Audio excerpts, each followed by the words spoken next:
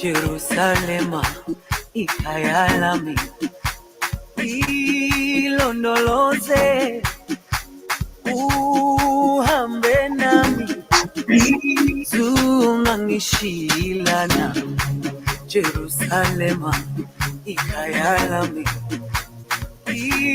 ilondoloze uhambe nami, zungangishilana. Dawo yami ayikholana, buso wami awukholana.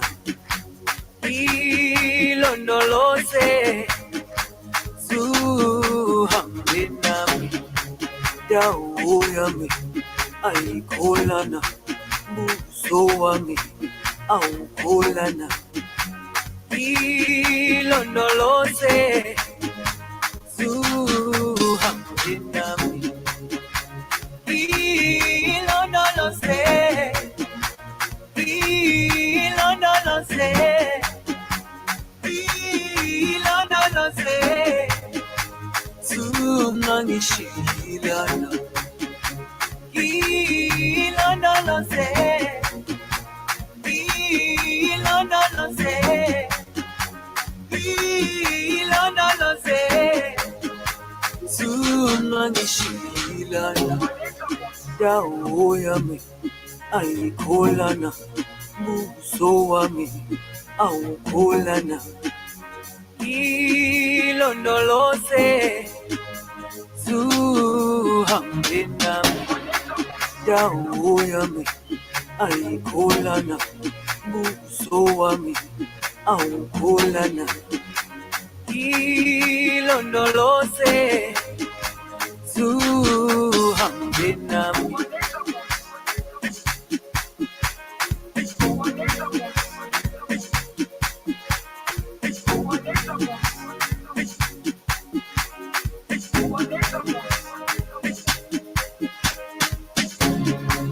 Jerusalema ikhaya lami, ilondoloze uhambe nami, zungangishilana. Jerusalema ikhaya lami, ilondoloze uhambe nami, zungangishilana. Dawo yami ayikholana, buso wami awukholana.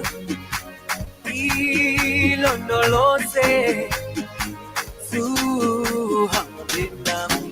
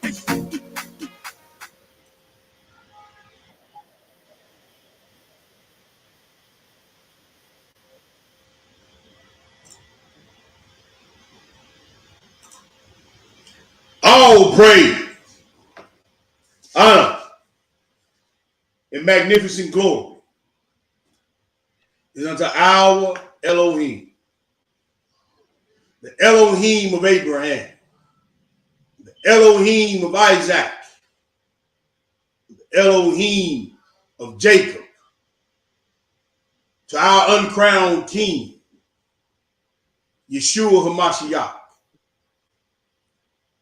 the antecedent of time, the before time, the way back, whose prospect is toward the east. He gonna get it right. He gonna get it straight. For Israel, because of Israel, and between Israel. To our brothers and sisters in the faith, as always, we salute you. I got my brew with me, my little baby brothers in the building. D-Roll, the truth teller, is with me tonight. Say what's up, dude. Shabbat shalom, family. Peace and blessings. Peace and blessings. All praise. All praise. Glad to have my brew with me. First of all, before we even get started in the lesson, I would be remiss. Please send up prayers for our dear beloved brother Cortez and his family. They lost one. So we want to lift that brother and his family up in prayer. Also want to lift up prayers to all the mishpach, the family who are dealing with issues, body aches, ailments. It's going to be all right. This too shall pass. It's just for a little time. We got to endure to the end. Endure hardness as a good soldier, that we may be found worthy to enter in into the rest. With that being said, we're going to give you the title of tonight's lesson: The Gate and Path Whose Prospects Are Toward the East, the Place and the Way of the Antecedent Time. I was telling my little brother, Lord been working on me a while with this one right here to give me the understanding that I need to bring to the people. So I want y'all to understand that the way to the east and the gate of the east is simply a way back to the Father. East is more than just a direction. East is a path. East is a place. And east is the only way you're going to get back to that which was lost in the Garden of Eden. So we're going to be going over some stuff, looking at some stuff. Y'all just walk with your brothers for a little while tonight, and we're going to try to make it plain where we coming from. So with that, I'm going to go ahead and share my screen, bro. I ain't got but 2 slides tonight. So I'm going to share my screen real quick, and we'll go from there.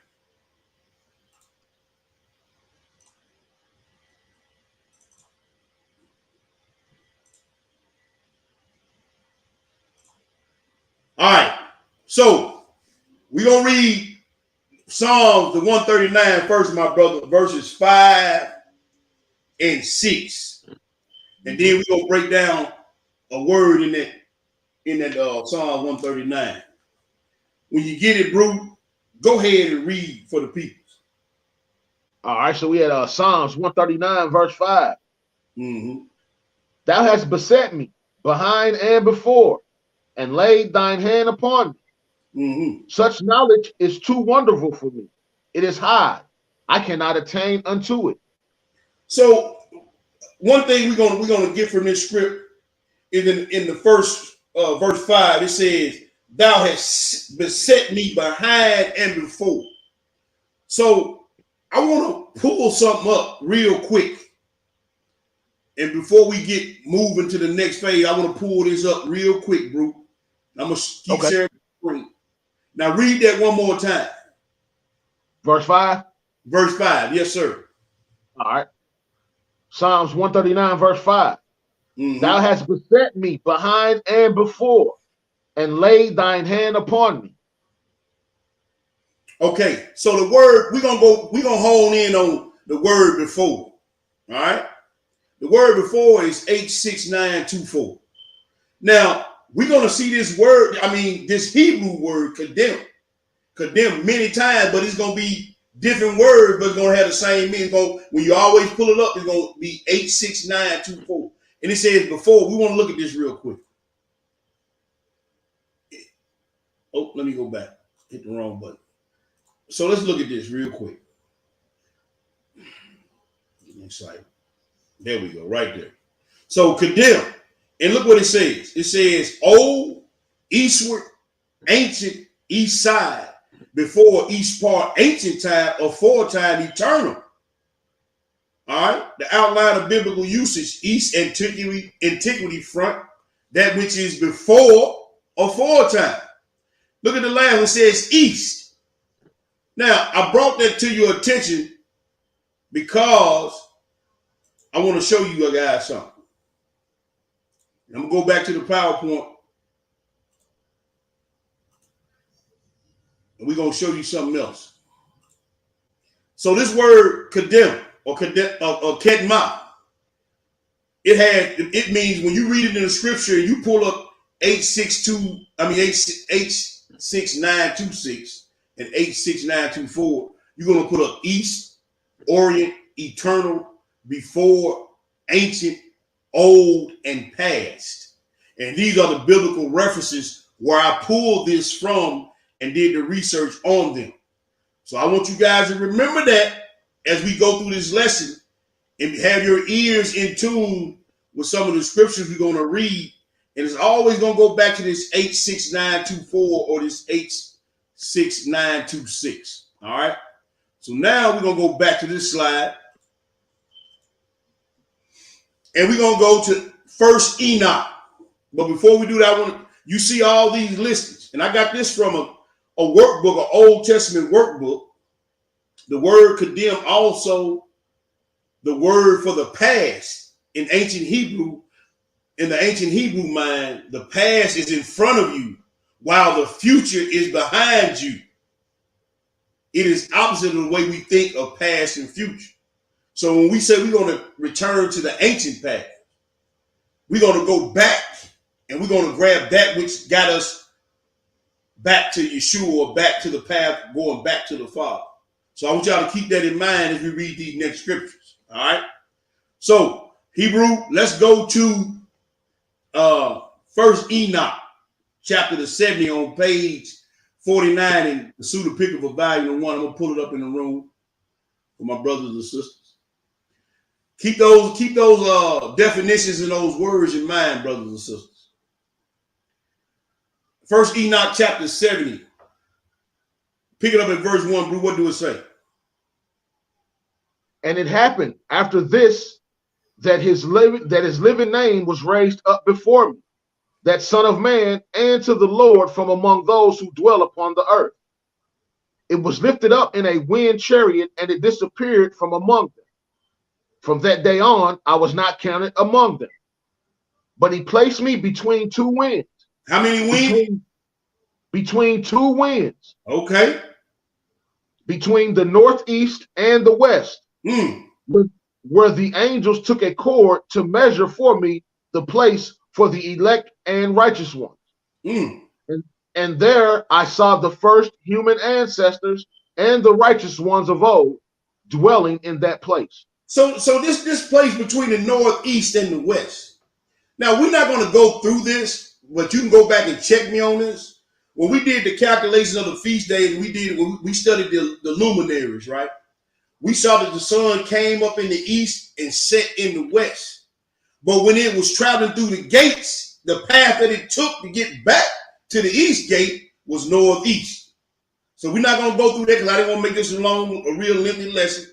But you can go back and check me on that. When you go back and read the luminaries, I think it starts in chapter 75, 76, on down to 80 something. You can go back and check me on that. But go right into chapter 71, Brew, and keep reading. All right. So we have 1 Enoch 71. Thus it happened after this that my spirit passed out of sight and ascended into the heavens. And I saw the sons of the holy angels walking upon the flame of fire.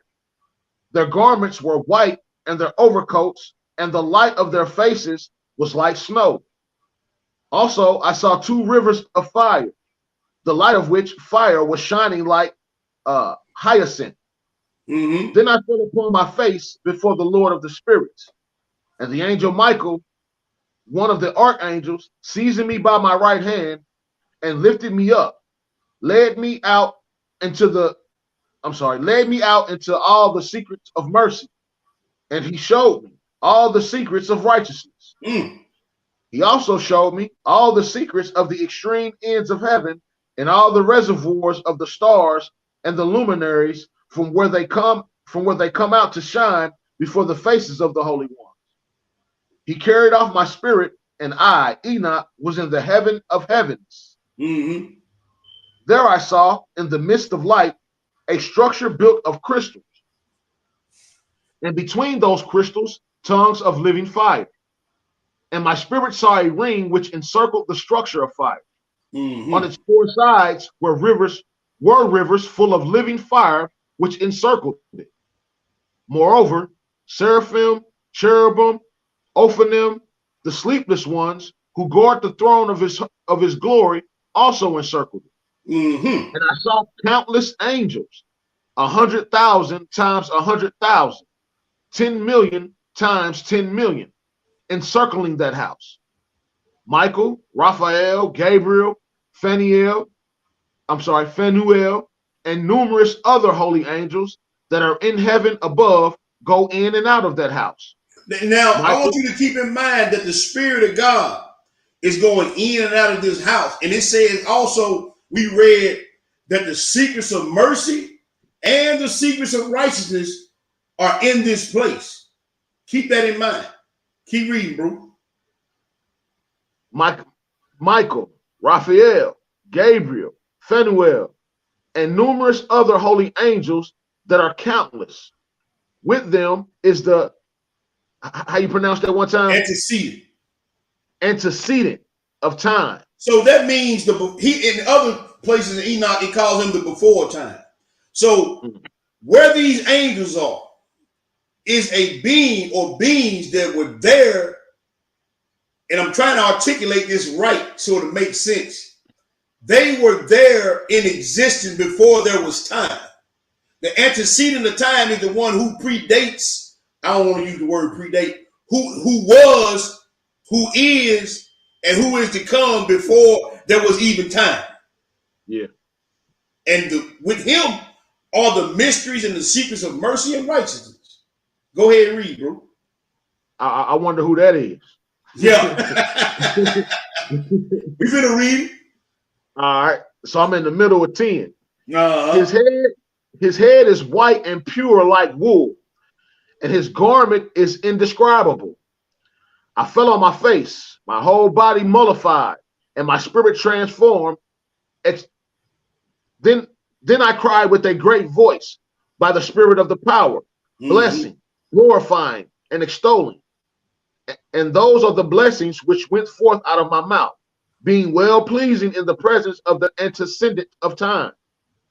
Then the antecedent of time came with Michael, Gabriel, Raphael, and Phanuel, and 100,000 and 10 million times 100,000 angels that are countless. Then an angel came to me and greeted me and said to me, "You, son of man, who art born in righteousness and upon whom righteousness has dwelt." That's key right there. That's key right there. Yes, sir. The righteousness of the antecedent of time will not forsake you. So we know this is Enoch telling this story, what he has experienced in the heavens. Now we're going to read something later on that's going to make all this make sense. But it said that you saw the antecedent of time coming with all his angels. Now we can go over there in the 66 and read the same thing. Where they're going to come with all their angels. Where he's going to come with all his angels and all the hosts of heaven. We're going to read again in Matthew 24 that he's going to come with his armies. But there's a certain direction and a certain place he's going to come from. Then he's going to come to with all these angels. But keep reading. Verse 15. He added and said to me, "He shall proclaim peace to you in the name of the world that is to become. For from here proceeds peace since the creation of the world. And so it shall be unto you forever and ever and ever. Everyone that will come to existence and walk shall follow your path." So hold up. He gonna follow your what? Your path. So it said everyone that will come to exist. Now listen to what it's saying. That will come to exist. and walk shall follow the path that Enoch was on. What path was Enoch on? Enoch was on the path to such an extent to where he was changed from mortal to immortal. So that's key. Now, how are you going to become to an existence in a spiritual body? So this is what the antecedent of time is telling Enoch, everyone that will come to exist. Come to exist. Mm-hmm. Go ahead and read, bro. I'm going to start that 16 again. Mm-hmm. Everyone that will come to exist and walk shall follow your path. Since righteousness never forsakes you. Together with you shall be their dwelling places, and together with you shall be their portion. So where is Enoch at right now? Where the question has to be asked, so where is Enoch's place at? You got to ask that question.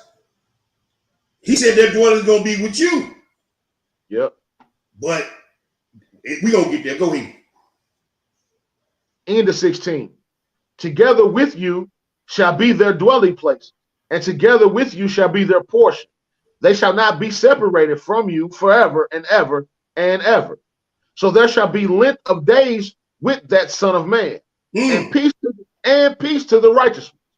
His path is upright for the righteous in the name of the Lord of the spirits forever and ever. So his path, what path is that? We always talking about going back to the ancient way of walking the ancient paths. So the path of the secrets of mercy and the secrets of righteousness with the antecedent of time. So we got to find out what that path is, brothers and sisters. So let's get out of this for one scripture, okay? We're gonna get out of this for one scripture, and we're gonna be going. Let me put it up in the room for the brothers and sisters. Let me go here, and we're going to Genesis chapter 3. I don't know what I got down here, 24 and 24. It should have been 22 through 24, bro. I was fat fingering trying to hurry him type this in. We go to Genesis 3, 22 through 24. I definitely know how it is. What'd you say, bro? I said, I definitely know how that fat finger name. Yeah. Let's get a little bit more understanding on this, bro. Because he said he gonna dwell in that place, right? So check this out. Genesis 3, 22 through 24. What did he say? And the Lord God said, behold, the man is become as one of us to know good and evil. And now, lest he put forth his hand and take also of the tree of life and eat and live forever. Therefore, the Lord God sent him forth from the Garden of Eden to till the ground from whence he was taken. So he drove out the man, and he placed at the east of the Garden of Eden cherubim. Ho. Let's go back. I want to stop. I want to, because just to make a point now, just to make a point, I want to go back to that. Let me do a quick nav real quick. I'm gonna reshare my screen. We got to get to this part first. We got to do a little word searching and everything. Then we're gonna move on. We was in verse 24. We scroll down, get to 24. 22 through 24. Let me go back and share my screen.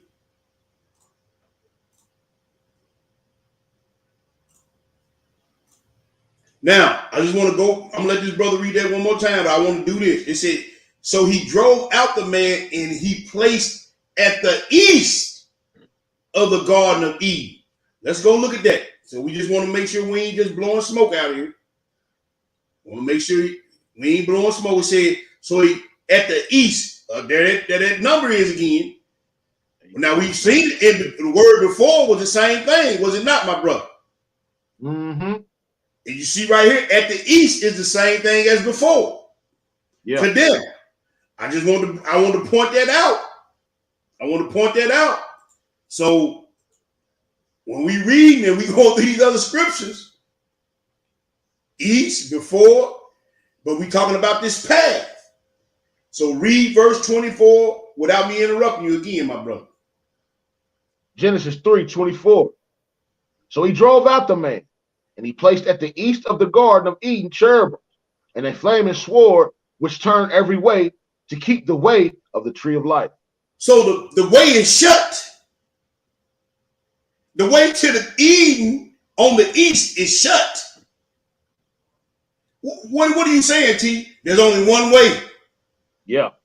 It ain't no go in this way and come out that way or circle around on the south. There's one way to the path, back to the Father. It is shut. Now, the only way you can get back is through the east gate. You can't get back to the Father without the antecedent of time. The way is shut. We ain't talking about David, people. No, it ain't David. So if the way on the east of Eden is shut, there's only one person who can allow you in the east of Eden. We finna go somewhere with that. Let's go back to the pseudepigrapha. Jubilees, the 8. We're in volume 2 of the pseudepigrapha. Jubilees, the 8. I'm gonna pull it back in the room with my brothers and sisters. We're gonna be in the pseudepigrapha for a good little minute, my brothers and sisters. Had to go here to make sure we made it plain for y'all. Jubilees, the 8. Share my entire screen. We're gonna bring this up. Jubilees chapter the 8, brother. We're gonna start at verse. And I know this is gonna be, I hope it don't. I hope I can make it plain enough. Hope the Ruach moves on your brain. It seems like it's a meaty lesson, but I'm gonna try to make it plain enough, let the scriptures do the talking, most of the talking, so you'll understand what we're trying to relate to y'all. All right? But we had to go in the ancient books to make sure a clear understanding was given. Jubilees chapter 8, verses 10 through 21, Brew, what do it say? And it came to pass at the beginning of the 33rd Jubilee that they divided the land in 3 parts, for Shem, Ham, and Japheth, according to the inheritance of each in the first year, in the first week, while one of us who were sent was dwelling with them. This is one of the angels giving the story, but go ahead. And he called his children, and they came to him, they and their children. He divided by the lot the land which his 3 sons would possess. And they stretched out their hands and took the document from the bosom of Noah their father. And I want to say to my brothers and sisters, them documents is still somewhere on this earth. Them documents are on this earth. If he gave them documents to his sons, somebody got them documents. That's why all the land wars and territory wars has always been about. Well, I ain't gonna go there. I just want to bring that out. Keep on reading verse 12. And the lot of Shem was assigned in the document as the middle of the earth. Hold up, brother, at the middle of the earth. Now we are Shemites. We're descendants of Shem. And his land mass or his inheritance was signed as the middle of the earth. Keep reading, bro.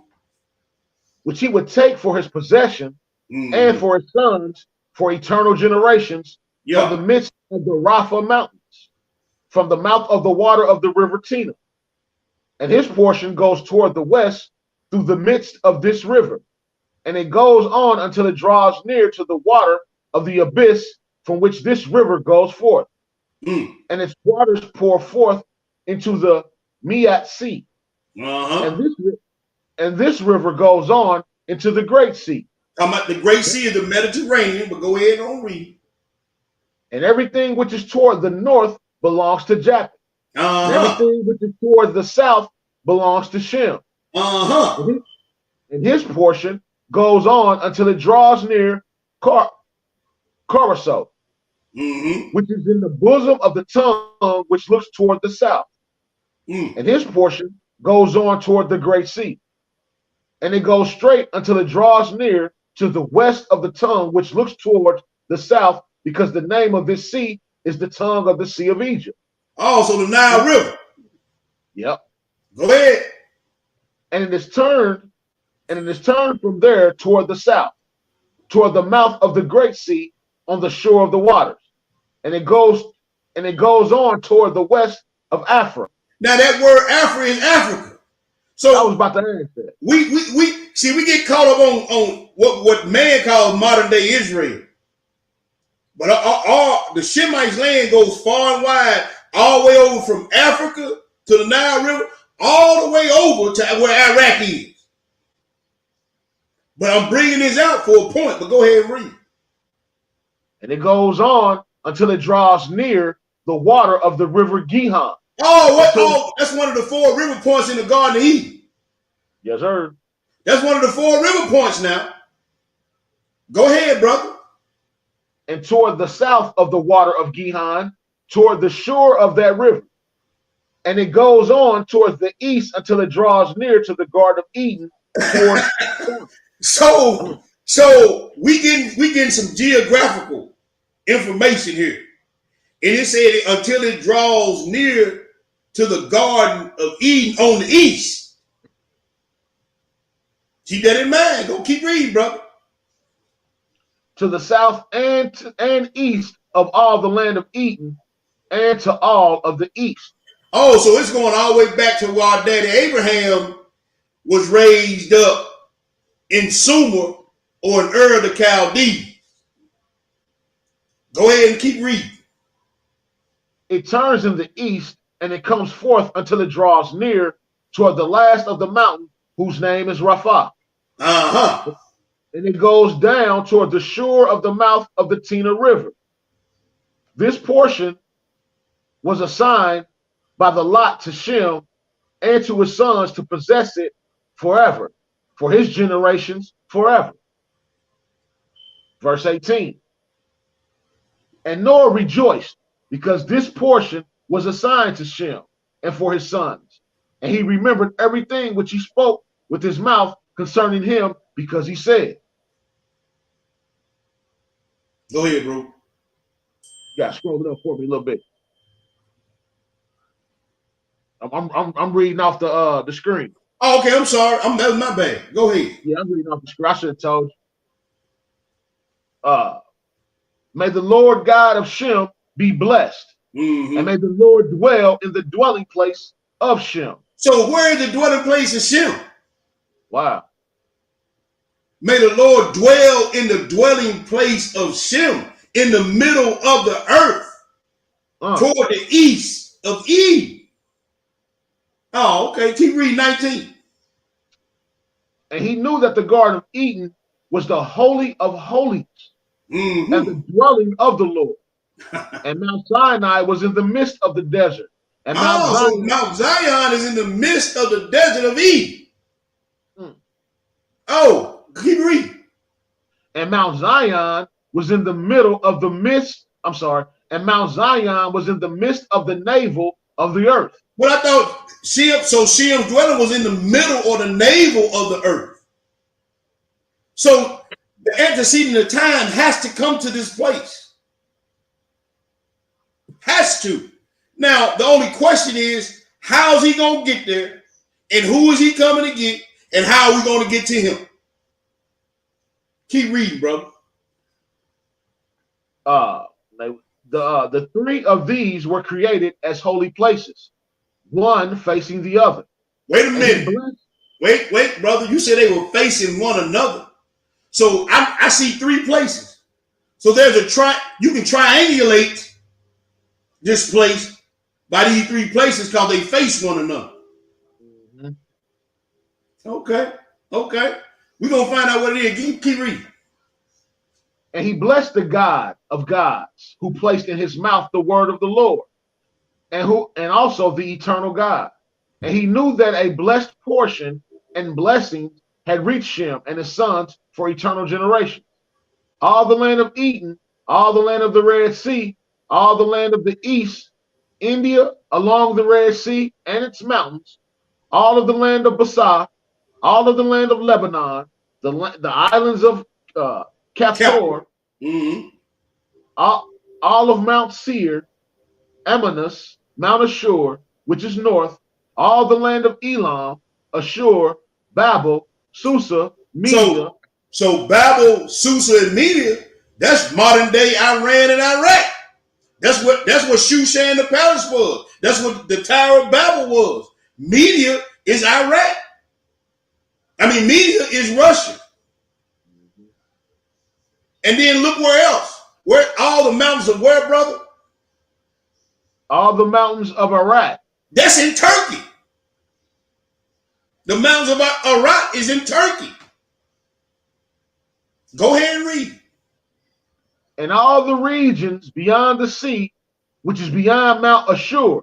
So wherever the Assyrians called, wherever they said their land was, or their land mass, or their inheritance was, even the land of the Assyrians belonged to the Shemites. So what this is telling us is that little strip that they show us, that ain't it. That ain't it. No, that ain't it. Ain't hardly it. Where we at? Finish, which is toward the north. The blessed and wide land, and everything which is in it is very good. It's very good. Now where we going now? We going to, let me change it on the screen for the brothers and sisters. Now we're going to Jubilees of 3. We still in Jubilees. I'm going to bring it back up. I just want to change that script for the people. We're going to page 60. We're going to page 60. We're going somewhere with this, y'all. Y'all just walk with us for a little while. Page 60. We're going to read, brother, we're going to read 26 through 35. 26 through 35. Check this out. I want to get that in there. Now we're going to go somewhere with it. Go ahead and read, brother. Woman and the serpent said to the woman. Now, verse 26. Oh, okay. Jubilees 3, verse 26. We're going to start at 26. We're going to read 26 through 35. All right. And he made for them garments of skin, and he dressed them and sent them from the Garden of Eden. And on that day, when Adam went out from the Garden of Eden, he offered a sweet-smelling sacrifice, frankincense, galbanum, stach, and spices in the morning with the rising of the sun, from the day he covered his shame. On that day, the mouth of all the beasts and cattle and birds and whatever walked or moved was stopped from speaking, because all of them used to speak with one another with one speech and one language. And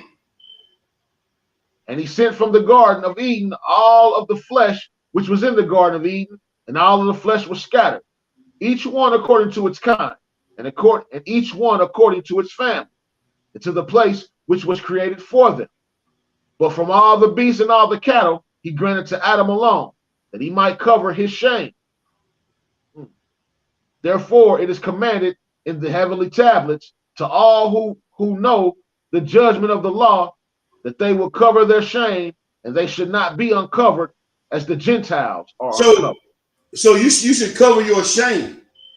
And there's only one way to cover your shame. We're going to find out what that is. Keep reading on down to 35, brother. And on the first of the 4th month, Adam and his wife went out from the Garden of Eden and dwelt in the land of Alda. Stop.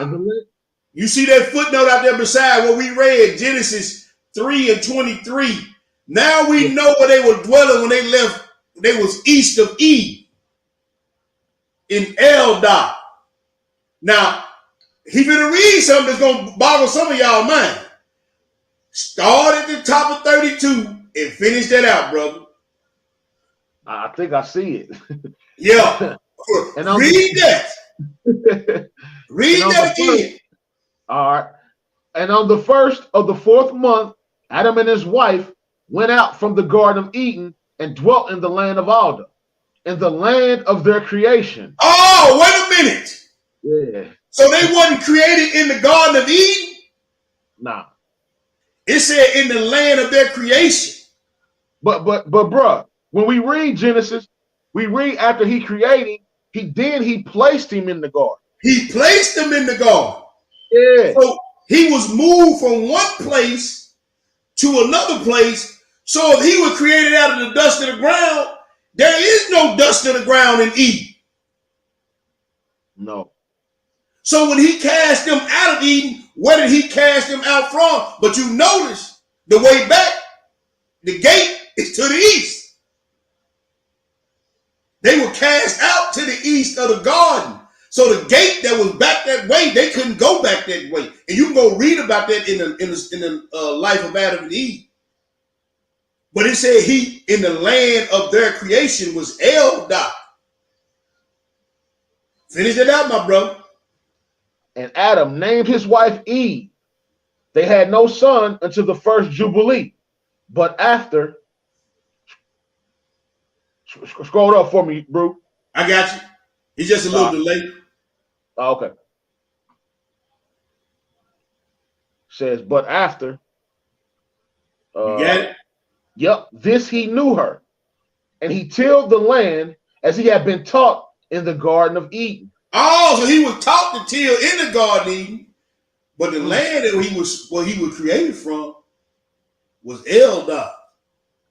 And it said, we read in that Genesis 3 and 23, that he placed cherubim there and the way was shut back to the Garden of Eden. So how can we get back there? The dwelling place or the paradise where the antecedent of time is. Well, we finna find out. Let's go right on into Jubilees 4. We're going to go all the way down, bro. We're going to pick it up at verse 21 and we're going to read 21 through 26.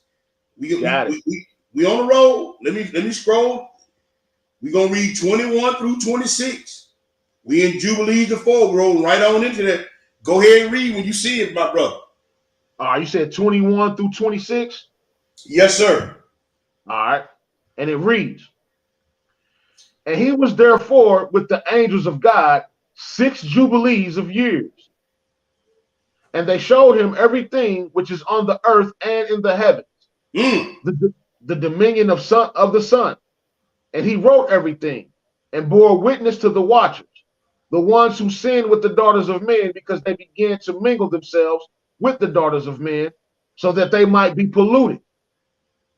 And Enoch bore witness against all of them. He was taken from among the children of men. And when we led him to the Garden of Eden for greatness and honor. Oh, so now we read in Enoch. When we read Enoch, we know what a dwelling place is. Enoch is in the Garden of Eden right now. Yeah. But he only got there through righteousness. Unflappable, unmovable in the ways and the things of the Most High. The way Enoch is there in the way it's shut for Adam and Eve while they're on this earth. The way is shut. But he placed Enoch in the Garden of Eden for greatness and for honor. All right, keep on reading. It says, and behold, he is there. Uh-huh. Hold on, it's a little delay, y'all. Hold on. Writing, what does it say? Writing Condemnation. Yeah, condemnation and judgment of the world. So this is what Enoch is doing in the garden right now. Yes, sir. And it kind of makes sense because don't we read in the other books of Enoch that he's described? Yeah, we read it. We might get to it. The Testament of Abraham. He the one keeping the record. Yeah. Go ahead and read. Writing condemnation and judgment of the world, and all of the evils of the children of men. Because of him, none of the water of the flood came upon the whole land of Eden. For he was put there for a sign, so that he might bear witness against all the children of men, so that he might relate all the deeds of the generations until the day of judgment. And he offered the incense, which is acceptable before the Lord in the evening at the holy place on Mount Qatar. Hold on, where is that at? That's a good question. Well, we're gonna get there. Keep on reading, brother. For the Lord has 4 sacred places. Wait, I thought it was 3. I thought it was 3. Is the scripture contradicting itself? Mount Crater is not on this earth. It's in Eden. But go ahead and read. We're gonna get there, brother. For the Lord has four sacred places upon the earth: the Garden of Eden, and the mountain of the east, and this mountain, Go ahead. and this mountain which you are upon today, Mount Sinai and Mount Zion, Oh, there go that triangulation again.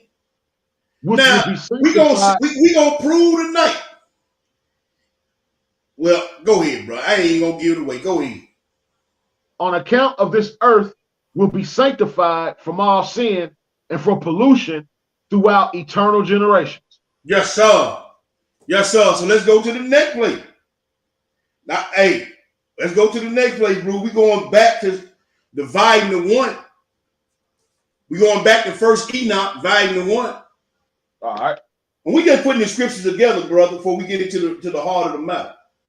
Did. And we going to page 55, First Enoch 76. On page 55, the pseudo picture for dividing the one. And we're gonna pick it up. We're gonna read 1 through 6, my brother. Then we're gonna go right into 77 too. We're gonna read a few scripts in there. So you said in chapter 76, just read 1 through 6 and then skip to chapter 77. Yep, and then we're gonna read 1 through 4. That's when we finna really get into the title of the lesson. Got it.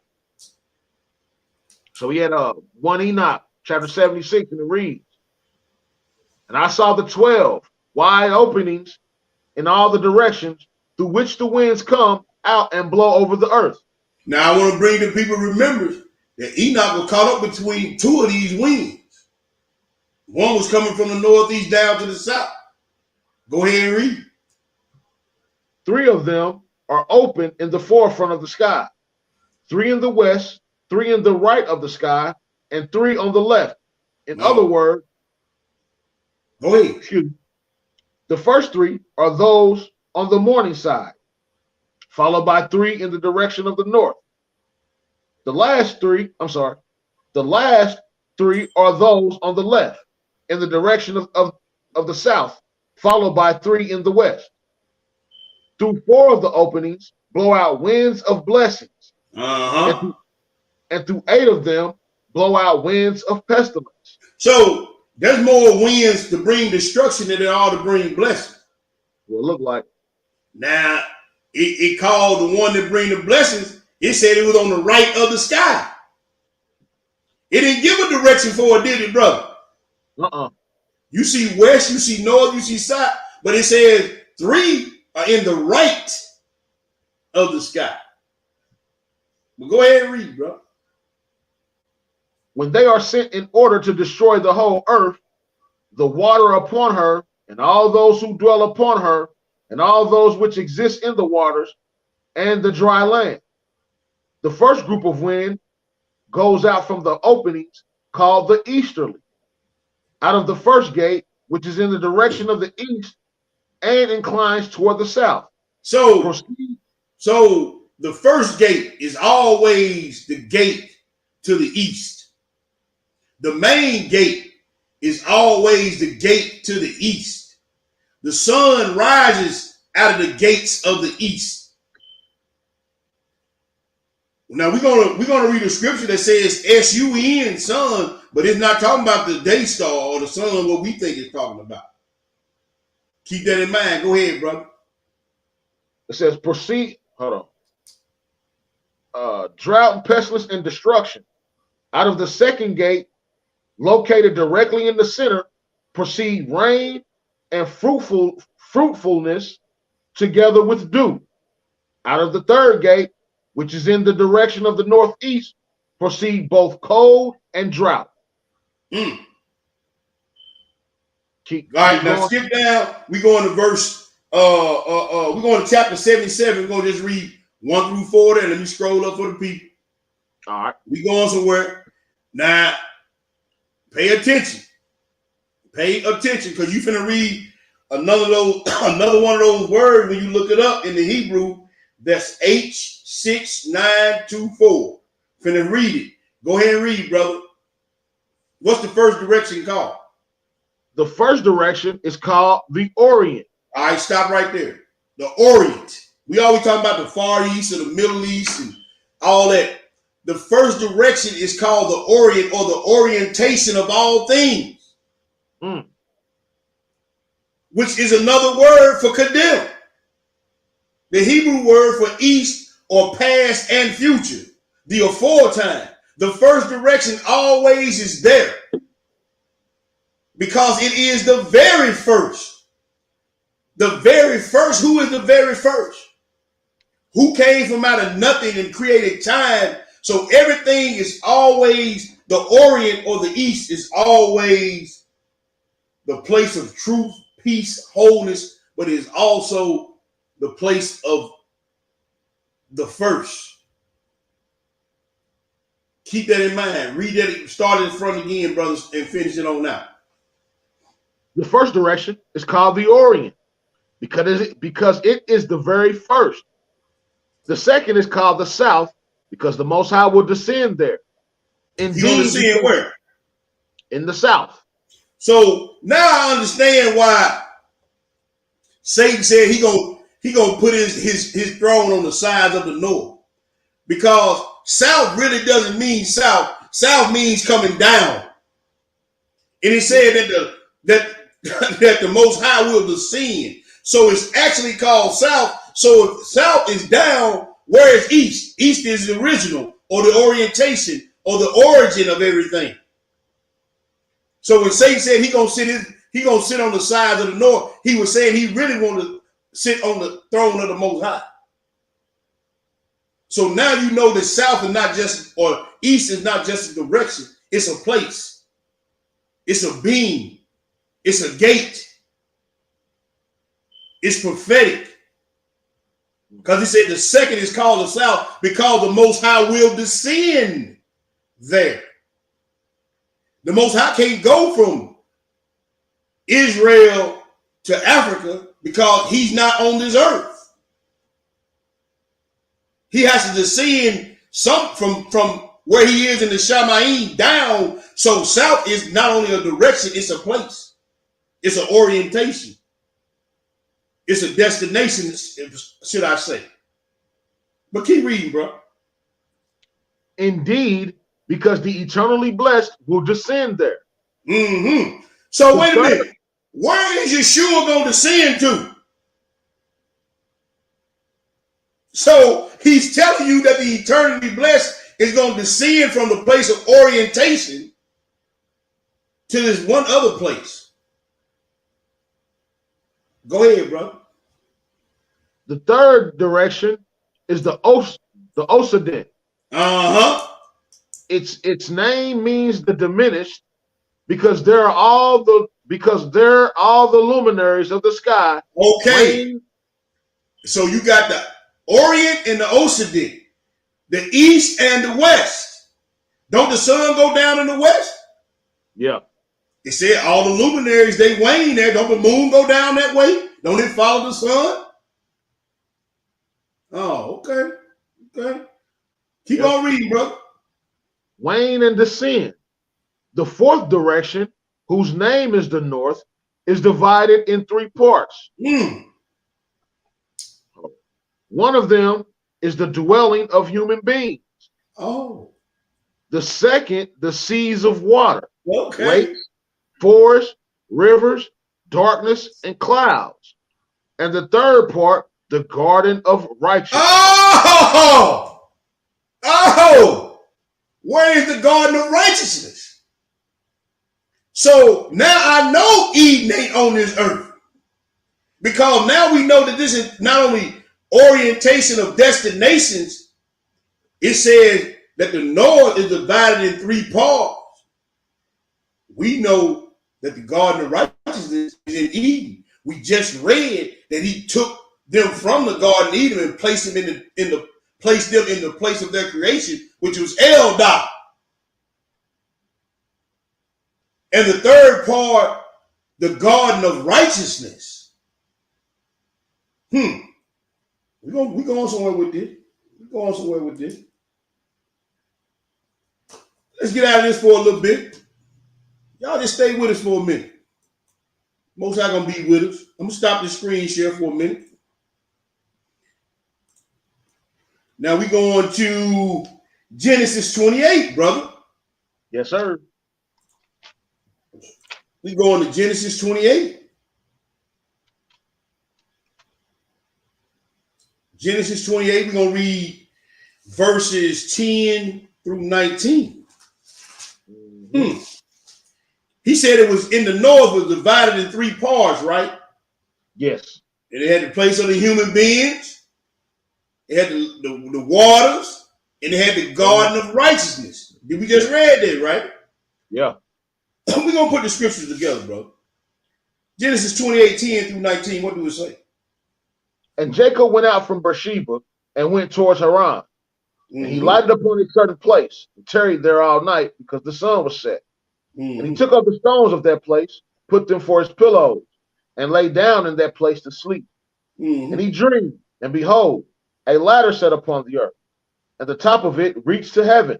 And behold, the angels of God ascending and descending on it. Wait a minute, D. Wait a minute, D. Didn't it say that the eternal blessed one was going to descend from the north? Oh, Yeah. Nah. The place in this place where they descended at is called Bethel, the house of Yah. Go ahead and read, bro. And behold, the Lord stood above it and said, I am the Lord God of Abraham thy father and the God of Isaac. Yes, sir. The land whereon thou liest, to thee will I give it, and to thy seed. Now we read earlier all the land that he gave Shem, did we not? Yeah. He said, where you lying at, this where this ladder was set up at, the place of ascension and descension, is the land that I promised to your fathers, Abraham and Isaac. Keep reading, verse 14. And thy seed shall be as the dust of the earth, and thou shalt spread abroad to the west, and to the east, and to the north, and to the south. And in thee and in thy seed shall all the families of the earth be blessed. Yeah. And behold, I am with thee, and will keep thee in all places whither thou goest, and will bring thee again into this land. For I will not leave thee until I have done that which I have spoken to thee of. And Jacob awakened out of his sleep, and he said, surely the Lord is in this place, and I knew it not. And I knew it not. Go ahead. Verse 17. And he was afraid and said, how dreadful is this place? This is none other but the house of God. And this is the gate of heaven. Oh, wait a minute. The gate of heaven. A gate is a doorway or a portal or an entry to something. Now, he said this is the house of Yah, Bethel. He called this place Bethel, the house of Yah.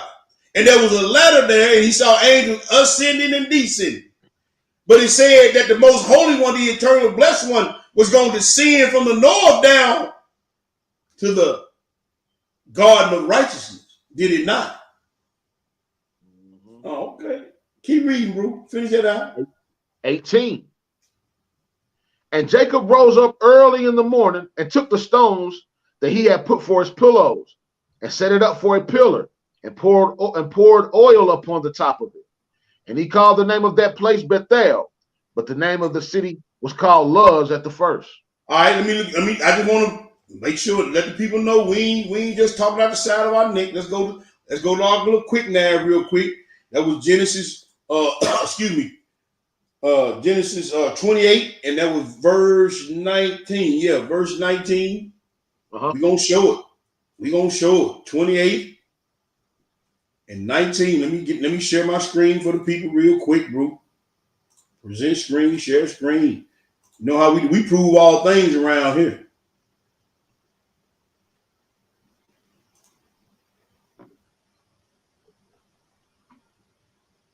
Let's look at what they're saying. He called that place what? Bethel.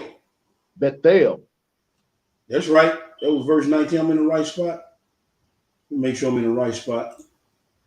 I'm in the wrong spot. Let me go to verse 19. All right, now we're in the right spot. Bethel, right? Look what it says. Bethel.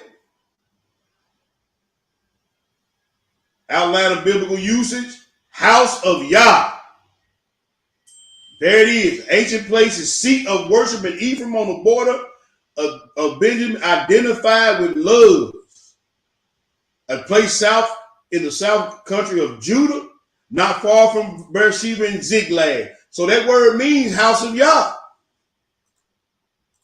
So you got the house of Yah and a gate there and a place there where it says he will descend. And we see Jacob, one of the patriarchs, in this place, and he has a vision with angels ascending and descending. This ladder reaches up to the throne of Yah. We got the triangulation of Eden, Mount Zion, and Mount Sinai. We know the whole region, right, that Shem was given. Let's go a little bit further. We prove all things. Let's go back to the pseudepigraphy for volume 1, page 812. Let me change it in the room for our brothers and sisters. Going to the Testament of Naphtali. But it said it was the gate of heaven, did it not, my brother? It did. It was the gate of heaven. I want to bring that point out as well.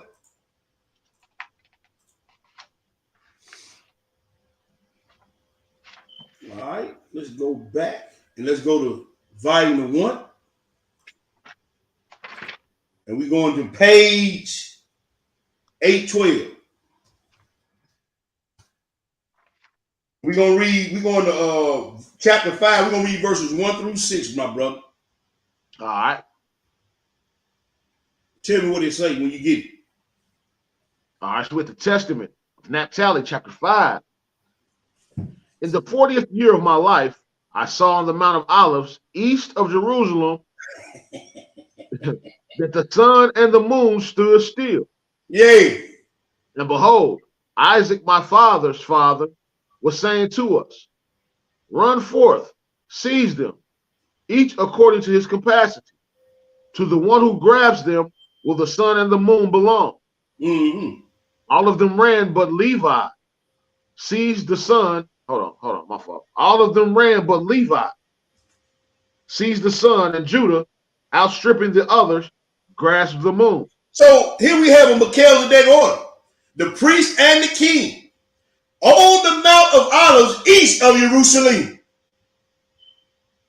You got the king priest. This is a Melchizedek vision that Naphtali is telling his children about. Now, the question has to ask, and everybody knows the answer. What mount was Yeshua slain on? Olives. The Mount of Olives. Where is it prophesied he's going to descend to? Mount of Olives. The Mount of Olives.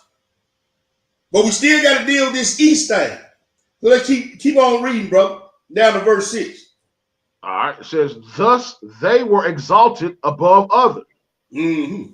When Levi became like the sun, a certain young man gave him 12 date palms. Mm-hmm. And Judah became luminous like the moon, and 12 rays under his feet. Then running towards the others, Levi and Judah seized them. That's right. And behold, there was a bull on the earth with two great horns and an eagle's wing on his back. Oh, I didn't want to go that far and get into something else. I didn't want to go that far. That's another lesson. We're going to deal with that too. But you see a vision of Melchizedek, the priest king or the king priest. You see a vision of the sun and the moon and the 12 rays. And like I said, we didn't go into all the luminaries, but it was 12 rays. But it said, I saw on the Mount of Olives east of Jerusalem, the sun and the moon stood still. That's a day, ain't that the great and terrible day of Yeshua? Yeah. All right, we going somewhere with this now. We going somewhere with this. Let's go to the next place, bro. We still in pseudo dividing 1. We going to the Apocalypse of Baruch, page 663.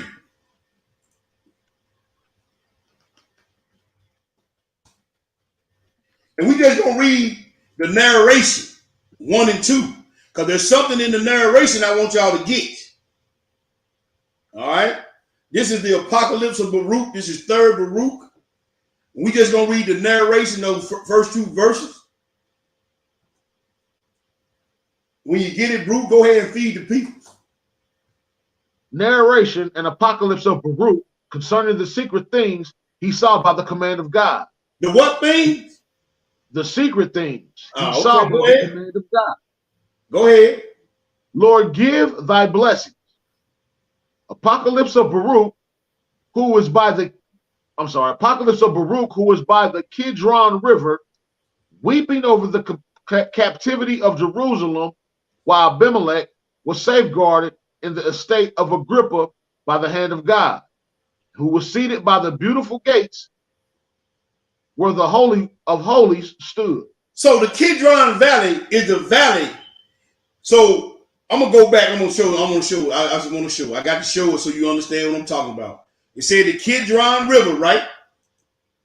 So we're gonna go back to the PowerPoint, and I want to bring this out so people can get a definite description. This view of this valley right here, if you can see my cursor moving, that's where the Kidron Valley and the Kidron River is. This view that you're looking at, this gate right here, that's the east gate. The original east gate is underground right here. Now, the interesting thing about this Kidron Valley, and the reason why Baruch is sitting there crying, is that in the 1500s, the Turks put a graveyard and walled up the east gate. They walled the east gate up because they understood the prophecy of the Messiah coming back through the east gate. We about to read it, get to that. But it says that the gates were beautiful. Now, this view that you're looking at is the view from the Mount of Olives down in the Kidron Valley to this east gate right here. This view that you're looking at is a view from the Mount of Olives down the Kidron Valley to the eastern gate. All right. So read that again, bro. Let me get this off the screen. Want me to read both of them? Read that verse 2 again, and then we're gonna get some more understanding on that. Apocalypse of Baruch, who is by the Kidron River, weeping over the captivity of Jerusalem, while Abimelech was safeguarded in the estate of Agrippa by the hand of God, who was seated by the beautiful gates where the holies of holies stood. Now let's go prove our point. Let's go to the next place. Let me get out of this. Stop screen share. We walking it down. Let's go to Acts. Let's go to Acts 3. You got to get your study books out tonight, brothers and sisters. This one of them lessons you got to be paying attention. You got to get your pencil and your pen and go back and double check and triple check your brother and go over these scriptures again. Acts 3. Because we're going to be doing some flipping. And we're going to be doing some studying tonight. Acts 3. Pick it up at verse 2, my brother. Read 2 and 3, then skip down to verses 7 and 10. What do it say? And a certain man, lame from his mother's womb, was carried, whom they laid daily at the gate of the temple, which is called Beautiful. Oh, that's those gates. That's those gates Baruch saw, the beautiful gates. Those gates go again. Go ahead and read. To ask alms of them that entered into the temple, who seeing Peter and John about to go into the temple, asked an alms. Skip down and read verses 7 and 10. We just going here to prove our point in Baruch. Go ahead and read. And he took him by the right hand and lifted him up, and immediately his feet and ankle bones received strength. And he leaping up stood and walked and entered with them into the temple, walking and leaping and praising God. And all the people saw him walking and praising. And they knew that it was he which sat for alms at the beautiful gate of the temple. And they were filled with wonder and amazement at that which had happened unto him. So these gates are called beautiful for a few reasons. This is where people sat to get alms or good deeds done to them as those who couldn't do for themselves.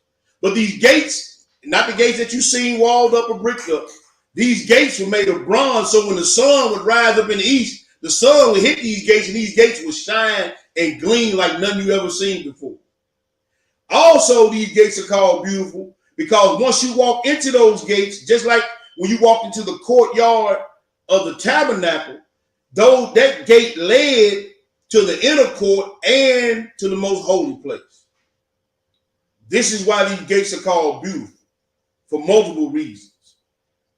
But these gates they walled up these gates because they knew the prophecy of the Messiah who was to come back through these gates and bring salvation. Now, we're going somewhere with this.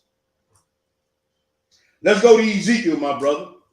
Wait a minute. No, let's go to Psalms. Psalms 27. Psalms 27. And we're going to read verses 4 and 5. Psalms 27, verses 4 and 5. When you get it, go ahead and feed the people. Psalms 27, verse 4. One thing have I desired of the Lord, that I will seek after, that I may dwell in the house of the Lord all the days of my life, to behold the beauty of the Lord, and to inquire in his temple. For in the time of trouble he shall hide me in his pavilion. In the secret of his tabernacle shall he hide me, and shall set me up upon a rock. So what rock is he going to set you up on? The Temple Mount. It says, one thing I have desired of the Lord, and that will I seek after, that I may dwell in the house of Yahweh all the days of my life, and behold the beauty of Yahweh, and inquire in his temple. We just read about the lame man sitting outside the beautiful gates. And the spirit of Yah was moved on John and Peter, and this man was healed. So this eastern gate brings wholeness, brings healing, brings salvation, brings peace. And it says worship in the beauties of holiness. Thou may behold the beauty of Yahweh and inquire in his temple. Let's see how we're going to be able to get back there. Ezekiel 10. Ezekiel 10. The prophet sees the glory of Yahweh leave the temple through the entrance of the east gate. Ezekiel 10. All right. 18. Let me get there. I'm running my mouth too much. Ezekiel 10. And we're going to pick it up at verse 18. Read 18 and 19. What do it say, brother?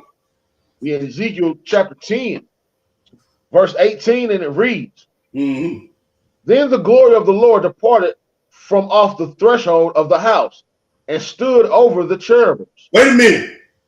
We read the same thing in Genesis. Well, they were cast out the presence of the Most High, and the cherubims shut the way. Go ahead and read, brother. Verse 19. And the cherubims lifted up their wings and mounted up from the earth in my sight. When they went out, the wheels also were beside them. And everyone stood at the door of the east gate of the Lord's house, and the glory of the God of Israel was over them above.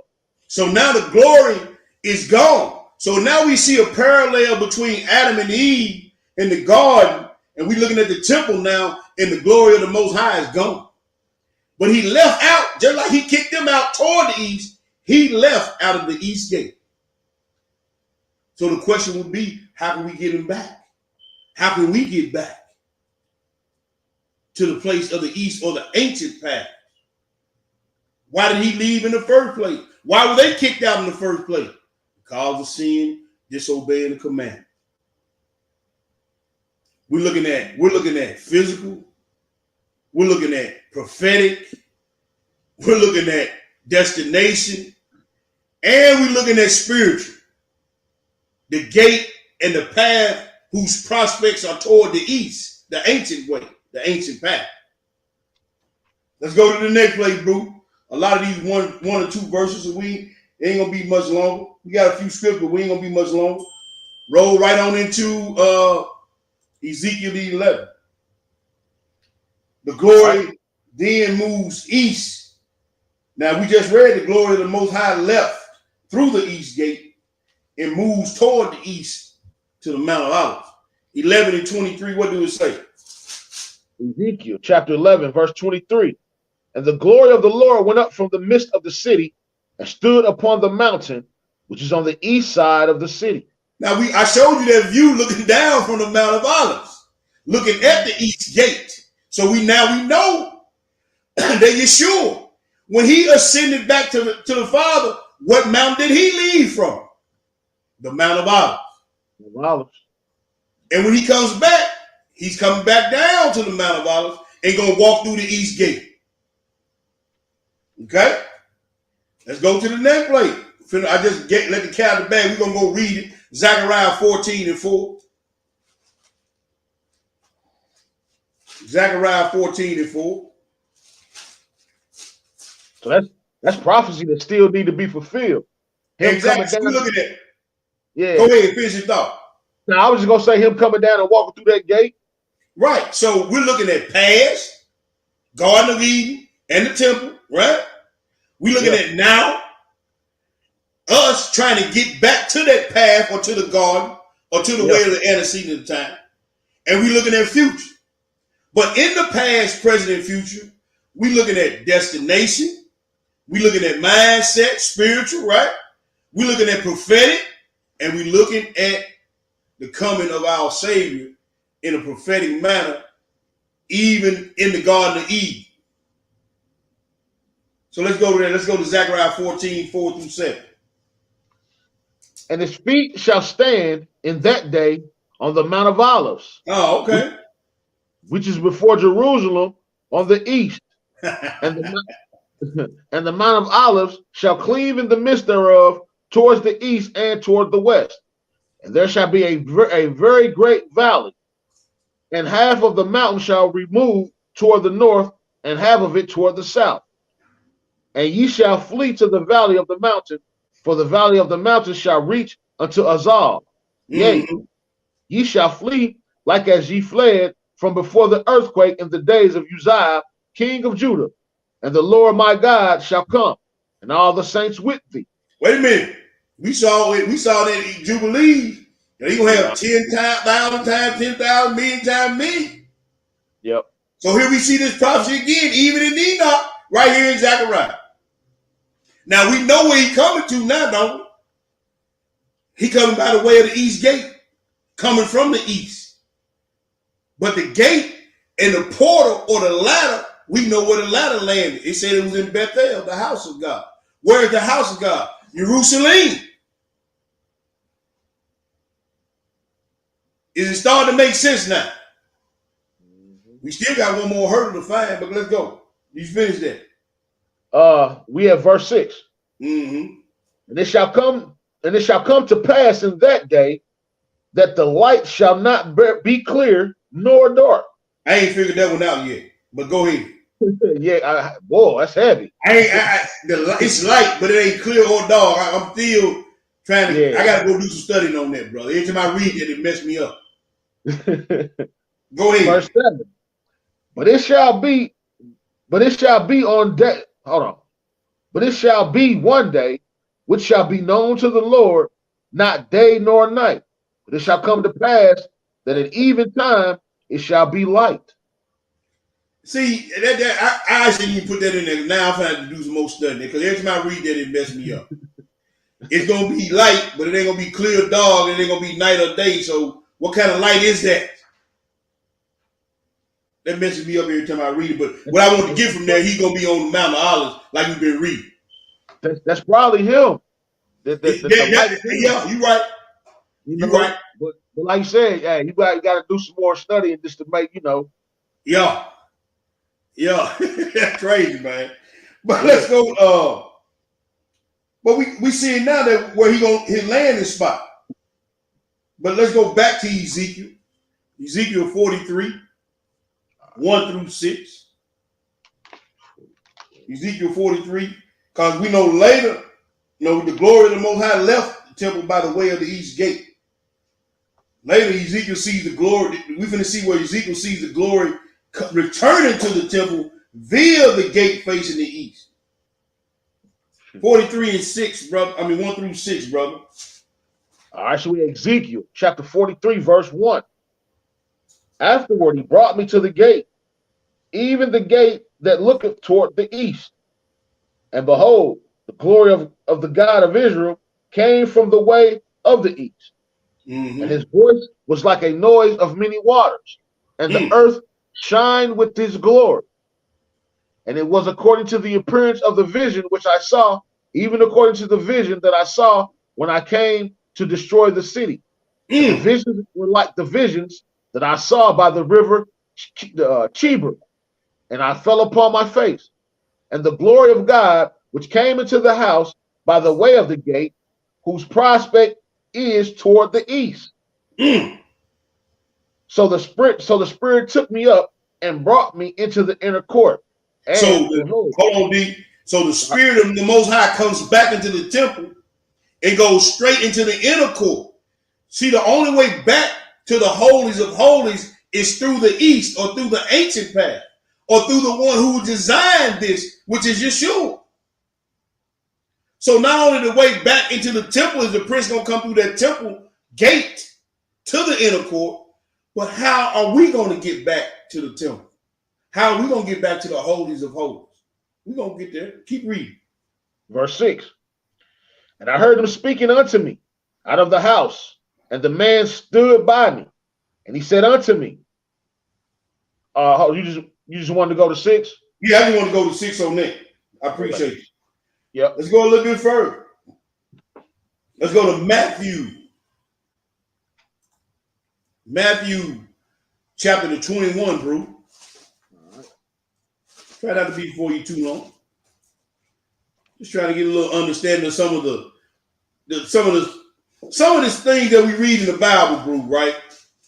We really a lot of time, because we tend to be rushed in our studies. We don't do enough I want to say objective research. I'll put it that way. I'm gonna be nice tonight. Yep. Instead of saying most of us just lazy, I'm gonna say objective research.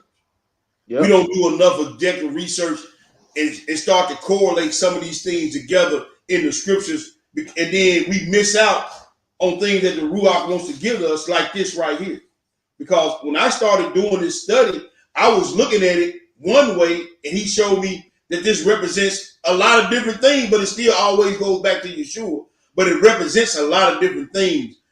The ancient path of our mindset, you know what I'm saying? Not only the physical, geographical things in the scriptures, but the prophetical things plus the spiritual things as well.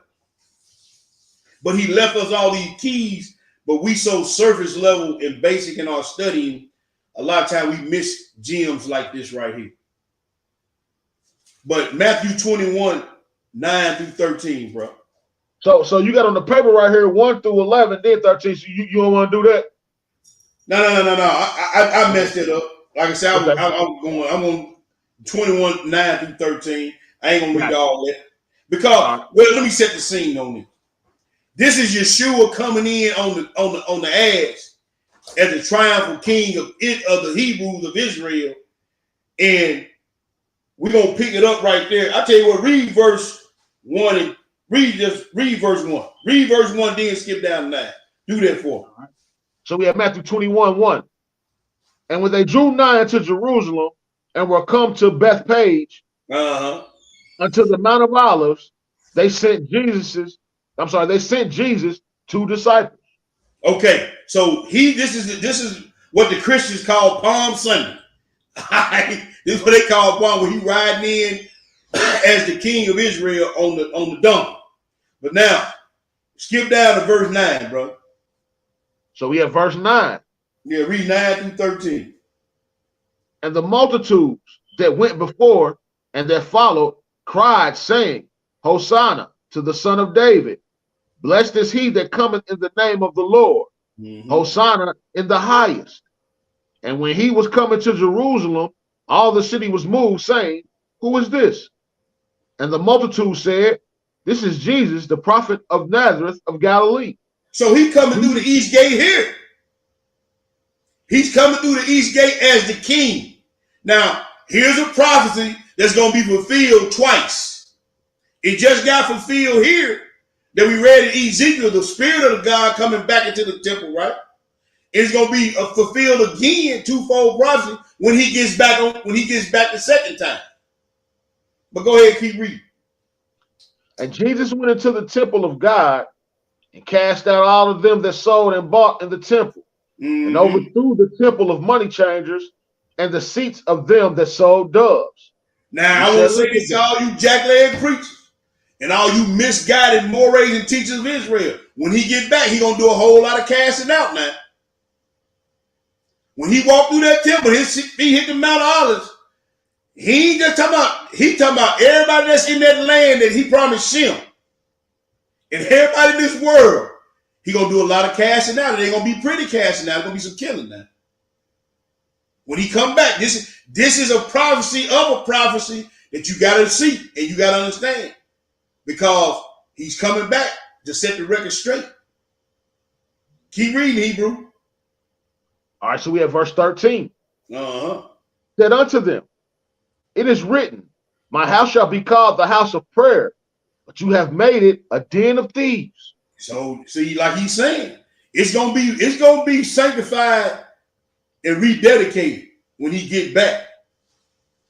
And we know the only way to atone is with what, my brother? With blood. Blood. So he gonna have to straighten it out. And a lot of people gonna be held accountable and responsible when he get back. Let's go to Genesis 12, my brother. Genesis 12, we're gonna read 1 through 8. Genesis 12, verses 1 through 8. When you get it, go ahead and read. All right, so we have Genesis 12, verse 1. Now the Lord has said unto Abraham, get thee out of thy country and from thy kindred and from thy father's house unto a land that I will show thee. I will make of thee a great nation, and I will bless thee and make thy name great, and thou shalt be a blessing. And I will bless them that bless thee, and curse him that curseth thee. And in thee shall all the families of the earth be blessed. Now, I want to stop you real quick, D, because I got to say this right here. To my brothers and sisters, and it's just a word of encouragement. Now, you just heard what that brother read to y'all, and hopefully y'all reading along. And me and my real, we talk about this all the time. And y'all got to start walking in this and believing this. If you a son or a daughter of Abraham, anybody messing with you, messing with the wrong one. Anybody that's messing with you, they really don't know who they messing with. Yep. I just seen, and I'm gonna tell you something. And man, I got plenty of witnesses. I just seen so many people that have tried to do me so wrong, end up on the shoulder stick, and I didn't have to do nothing. I just seen so many people fall by the wayside and talk about me and did this, try to undercut me. Man, he did him so bad I'm going to say this, I almost felt sorry for him. I said almost. I didn't really feel sorry for him. He said he going to bless those that bless you, and he going to curse those that curse you.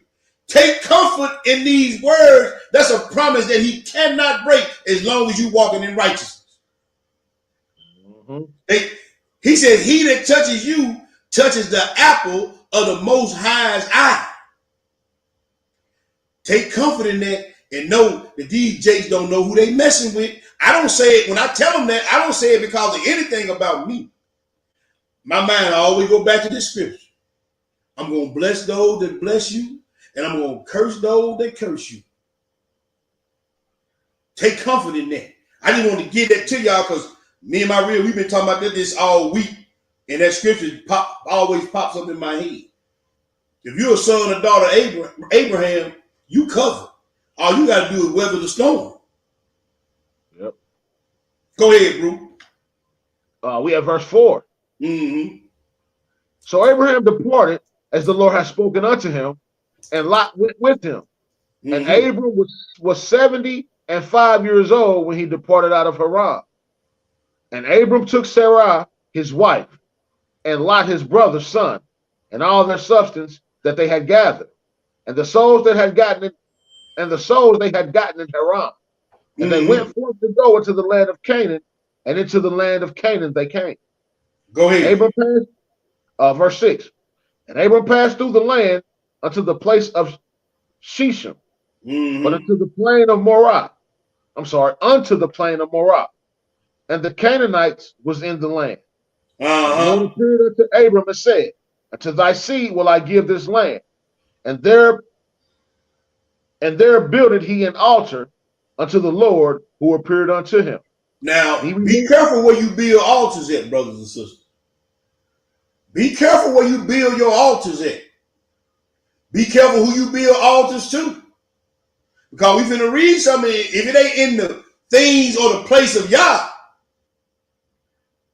we going to keep reading, bro. Verse 8.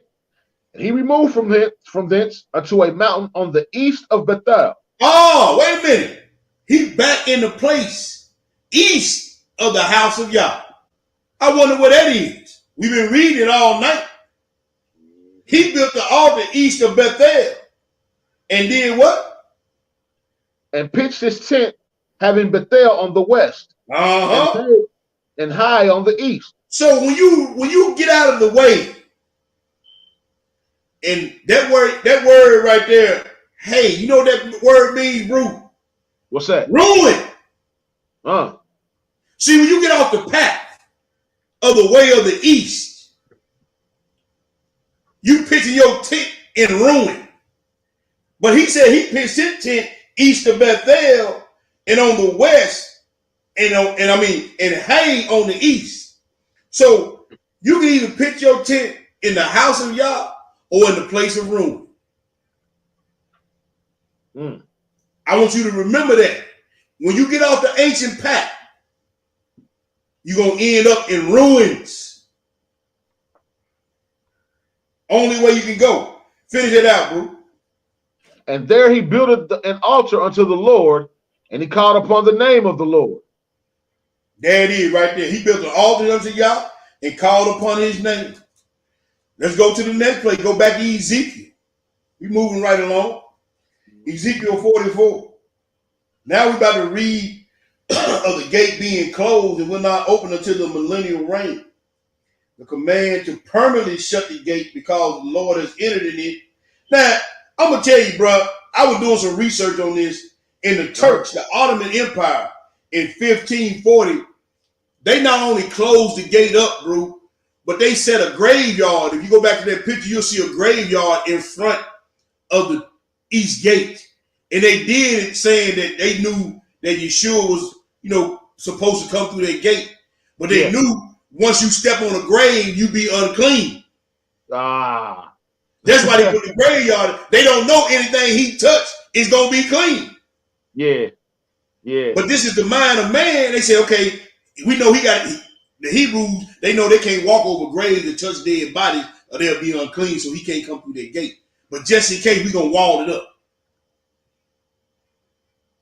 Yeah, this documented history, you can go back and read this. The Ottoman Empire. As a matter of fact, the same ones that's in Turkey, the Turks did this. Yeah. Where that's part of our land too, as we read, in Jubilee. Mount Ararat. That's in Turkey. Where the ark sat down, where the ark came to rest there, when the flood waters are gone. That was a marker. They just didn't realize that was a marker for our land now. But these same people during the Ottoman Empire put a graveyard in front of the east gate. But let's go read this. Let's go read the scripture. I don't want to get into too much history tonight. 44, 1 through 5, bro. All right, so we're Ezekiel 44, verse 1. Then he brought me back the way of the gate of the outward sanctuary, which looketh toward the east, and it was shut. Then said the Lord unto me, this gate will be shut, it shall not be open, and no man shall enter in by it, because the Lord, the God of Israel, hath entered in by it, therefore it shall be shut. Yes, sir. It is for the prince. It is for the prince. The prince, he shall sit in it to eat bread before the Lord. He Uh-huh. shall enter by the way of the porch of that gate, and shall go out by the way of the same. Mm. Then brought he me the way of the north gate before the house. And I looked, and behold, the glory of the Lord filled the house of the Lord. And I fell upon my face.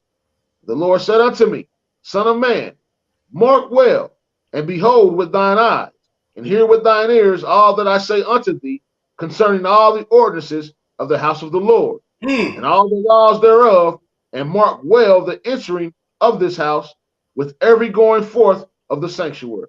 So he telling him to mark the ordinances and the laws according to that physical house.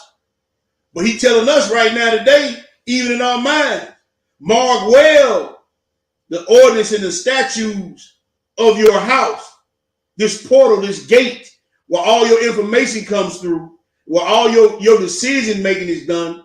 Guard well the ordinances and the laws of that house and that gate, is what I get from that spirit. Mm-hmm. But no one can enter into this gate. No unclean things should be coming here, because the Lord of glory has been in here. When you said all that the Most High said, I'm going to do and be obedient, this gate should be closed to anybody but him. You shouldn't be listening to a whole lot of backbiting, a whole lot of talebearing, a whole lot of worldly information, a whole lot of worldly conversation. You ought to mind well the ordinances and the laws of this gate. Because Yahweh, does he not dwell in temples made with hands? Romans 12:1. I beseech you, therefore, brother, by the mercies of Yah, that you present your bodies a living sacrifice, holy and acceptable, which is your reasonable service. So when you start letting this temple become a house of thieves and a den of iniquity, the spirit is going to leave that temple. The spirit, the Ruach, is going to leave that place, and the gate will be shut. I done seen a whole lot of people fall off this thing, man. Yeah. I done seen a whole lot of people fall off this thing that was said they were 10 toes down in it now. Hey, we're gonna see some more too. We're gonna see some more, but here the corruptible thing. The corruptible things are in the temple. You done made his temple a house of thieves, because you done fell away from the east, the ancient path, and went back to the ways of the word. Guard well these things, brothers and sisters. Guard well these things now. Let's go to the next place, bro. 45, roll it right into 45, verses 7 and 9. It's making good sense now, Hebrew. All praises. Yes, sir. And then how you gonna get into the kingdom if you don't go the way of the east? How you gonna go into the kingdom if you don't go in the way of orientation or the orient? The antecedent of time or the before time. How you gonna get there? It's gotta be here. The ancient path, bro. Go ahead and read. Go ahead and read. Now I was gonna say the only one that can show us that is Christ by way of the Holy Ruach. There you go. That's Did it say the spirit left the temple? Yeah. The spirit filled the temple. He want to dwell in the temple in the beauties of holiness. We've been reading it, ain't it? Go ahead, bro. So we had Ezekiel 45, verse 7. Uh-huh. And a portion shall be for the prince on the side and on the other side of the oblation of the holy portion and of the possession of the city, before the oblation of the holy portion and before the possession of the city, from the west side westward and from the east side eastward. And the length shall be over against one of the portions from the west border unto the east border. In the land shall be his possession in Israel. And my princes shall no more oppress my people, Mm. and the rest of the land shall they give to the house of Israel according to their tribes. What rest of what land? The Mm. land of Shem. That document that was given. You really think? Now I want to ask you a question, bro. You Yep. really think that little strip of land gonna hold all the Israelites from all time? Nah. Do you I really was think thinking, that all the patriarchs that have died, okay, and all the Israelites that's gonna be alive, and all the ones gonna, you think that little strip of land gonna hold it? nah. Oh, okay. It's starting to make a little bit more sense now to me.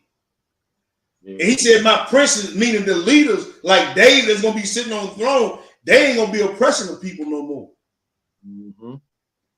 in the millennial reign. You understand what I'm saying? They won't be oppressed. It's gonna be none but righteousness in the millennial reign with those he put in charge of different areas and different land masses. But let's go. Do you finish that out, my brother? Nah. We have verse 9.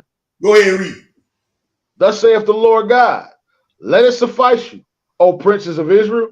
Remove violence and spoil, and execute judgment and justice. Take away your exactions from Mm-hmm. my people, saith the Lord God. Take away your exactions, okay? But look, let's keep it moving. I don't want to dwell. I can do another whole nother lesson on that right there. Let's go to 46. We're gonna read one verse there. We walking Ezekiel down. 46 and 12, bro. What do it say? Ezekiel 46, verse 12. Now, when the prince shall prepare a voluntary burnt offering or peace offerings voluntarily unto the Lord, one shall then open him the gate that looketh toward the east. Okay, And stop. When you willingly, well, and we ain't talking about the prince right now. We can talk about the prince. There's a lot of debate on who this prince is, and I don't want to get into that in this lesson. I'm trying to prove another point. But when you willingly give it off, when you willingly give to the ministry or to the kingdom, when you willingly get down on your knees and pray, when you willingly do an alms deed, then the prince or the spirit of the Most High can come in. But when you do it grudgingly, you might well have kept it to yourself. You might well have kept it to yourself. When your wife well, let me stop. Boy, let me stop. Keep reading, bro. Finish start back. Boy, I want to say something so bad, man. Woo! Start back at the top, bro, and read. all right, verse 12. Now, when the prince shall prepare a voluntary burnt offering or peace offerings voluntarily unto the Lord, one shall then open him the gate that looketh toward the east. Hold on, I got to see. Stop. I got to see. I can't let this slide. Brother, let me put you up on bone. When you don't willingly do for your wife, I'm gonna put it that way. I'm gonna be nice tonight, sister. When you don't willingly do what you know you're supposed to be doing, you do it grudgingly. Then the gate is shut to you. The gate is shut, and you shall not pass. You might as well not done it. Well, you can't love your wife like Christ told you to love her like the church, and you doing it grudgingly. You might as well not done it. The gate gonna be shut to you. See, I always go back to the husband and wife dynamic because that's the foundation. The foundation. When y'all don't deal with each other correctly, and when you do stuff grudgingly, out of malice and anger and hate, you might well not done it. The gate's shut. The ruach ain't moving. Your prayers ain't gonna get answered. You might well get on up until you go make it right with your brother or your sister. You might well get up off your knees. He said, leave your gifts at the altar. Your offerings, leave them there and go make it right. Get that hate and that malice and that anger out of you before you go before him. Then maybe he'll, start asking some prayers around there. But when you do it grudgingly, when you do it involuntarily, you're doing it for nothing. When you come to the Sabbath day and everything ain't Just stop. You're wasting your time. Go ahead, bro. Middle of 6. No. He shall prepare his burnt offering and his peace offerings as he did on the Sabbath day. Then he shall go forth, and after his going forth, one shall shut the gate. There it is right there. Then he shall go forth, and somebody will shut the gate after the voluntary free will offering has been given. Yeah, and that's right, Tubi. Don't wait till the day of atonement to try to make it right either. No. Because tomorrow ain't promised to you. Nah. You understand what I'm saying? Hey, this is a daily thing, man. Huh? I said that's a daily thing, you know. Yeah. Checking yourself, man. Yeah, that's a daily thing, man. Man, we have so many brothers and sisters, man, that be doing stuff begrudgingly toward one another, toward other brothers and sisters in the assembly. Heart really ain't don't be in it. You understand what I'm saying? And that's not the ancient path. Here's the ancient path. When you can love your brother, your sister just as much as you love yourself. Huh? On these two. Yeah. Hang all the law and the prophet. And then you said something, bro. Look at this too. When you loving yourself, you loving all your flaws, you loving all your filthiness, all your messed up ways. You loving that. So the next person too, you gotta look. Yeah, that next person got ways. That next person got flaws. All of that. You gotta look past that. Because all that, Christ, bro. hey, if he said, nah, you know what, Pops, I don't want to do this, man. Them people, they don't deserve it. They don't even deserve my love. Right. Then where would we be? That's it, bro. Where would we be? You know what I'm saying? That's an excellent point. So yeah, man, and I say that because hey, I deal with that. I'm looking. He didn't do this or she didn't do that, so I shouldn't have to do this. Well, if we supposed to be Christ-like minded, I don't think he had that mindset. Because if he did, we wouldn't be here. That's it, bro. Now we read right there that then somebody gonna shut the gate, right? Yeah. But he shut the gate when he went in. Mm-hmm. So guess what I'm looking at right there? I'm looking at each individual got to give a voluntary sacrificial offering, and the gate of each open, and then when you come in, the door is shut. Remind me of the 10 verse. Man, get out my head, Hebrew. Get out my head, Hebrew. I'm thinking the same thing.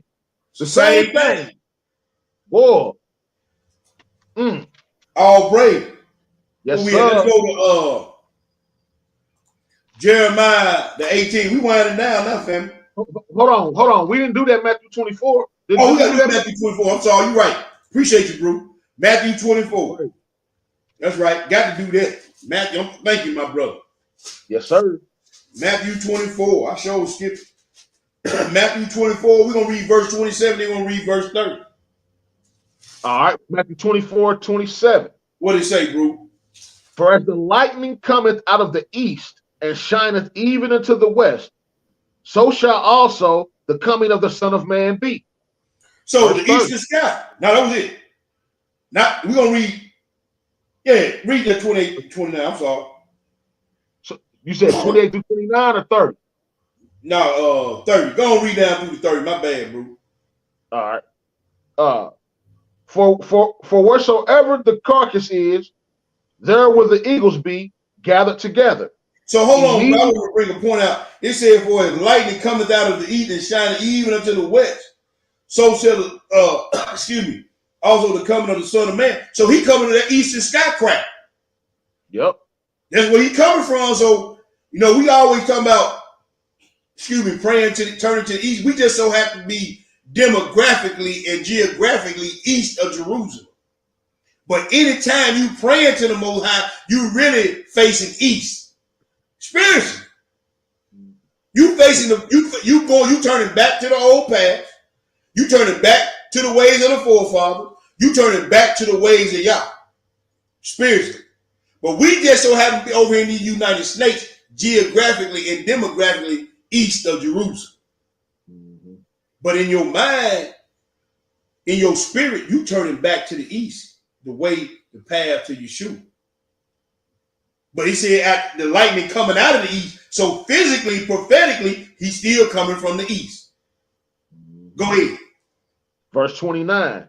Uh-huh. Immediately after the tribulation of those days shall the sun be darkened, and the moon shall not give her light, and the stars shall fall from heaven, and the powers of the heavens shall be shaken.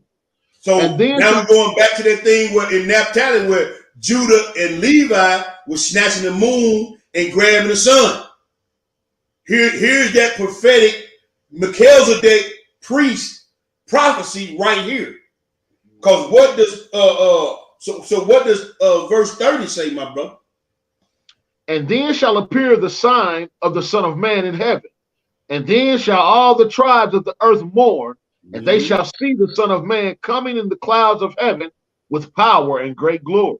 So he coming from the east, Melchizedek, and he gonna fulfill these prophecies that we've been reading about all night. But he coming from the eastern sky. Let's keep it moving, bro. Let's keep it moving. Now let's go to Jeremiah 18. All right. Jeremiah 18. We're going back and forth through the prophetic, physical, geographical, spiritual, figurative. We jumping back and forth just to prove the point. Jeremiah 18. We're going to read verse 15, then we're going to skip down and read 17 through 20. All right. So we had Jeremiah 18, verse 15, and it reads, because my people have forgotten me, they have burned incense to vanity. They have caused them to stumble in their ways from the ancient paths, to walk in paths in a way not cast up. They walking in paths in a way that was not, I didn't build that way. I didn't build that path. Just like Adam and Eve, they got off the path that he had for them. Skip down, Brew, and read 17 through 20. Verse 17. And I will scatter them as with an east wind before the enemy.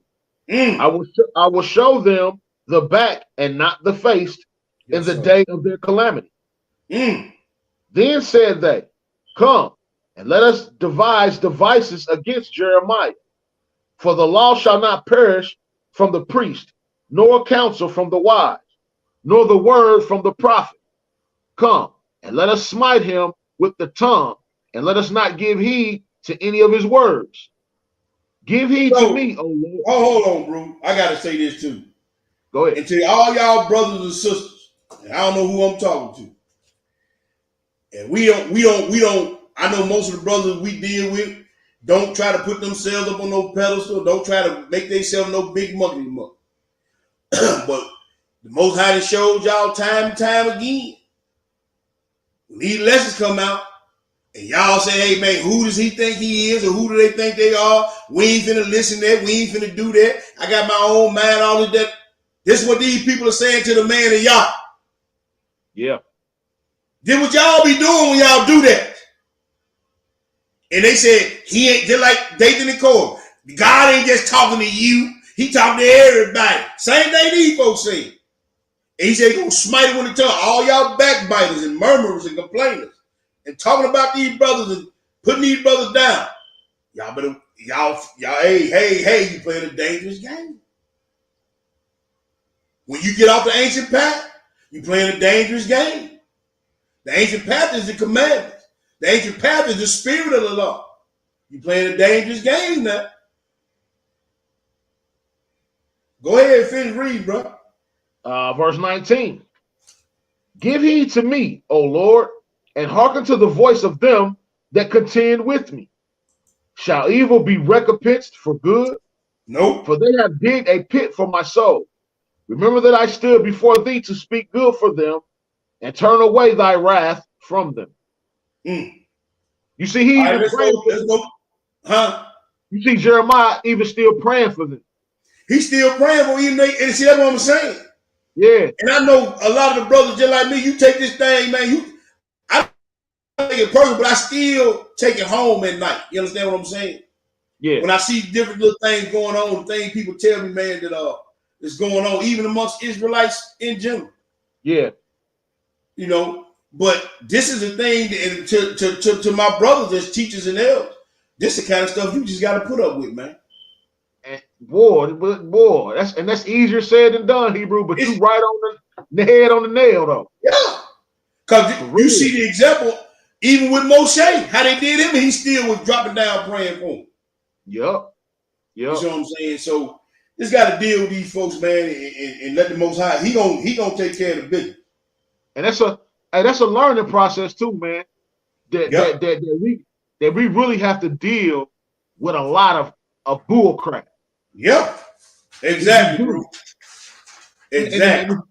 And if you want to be, if you think, why should I have to deal with that again?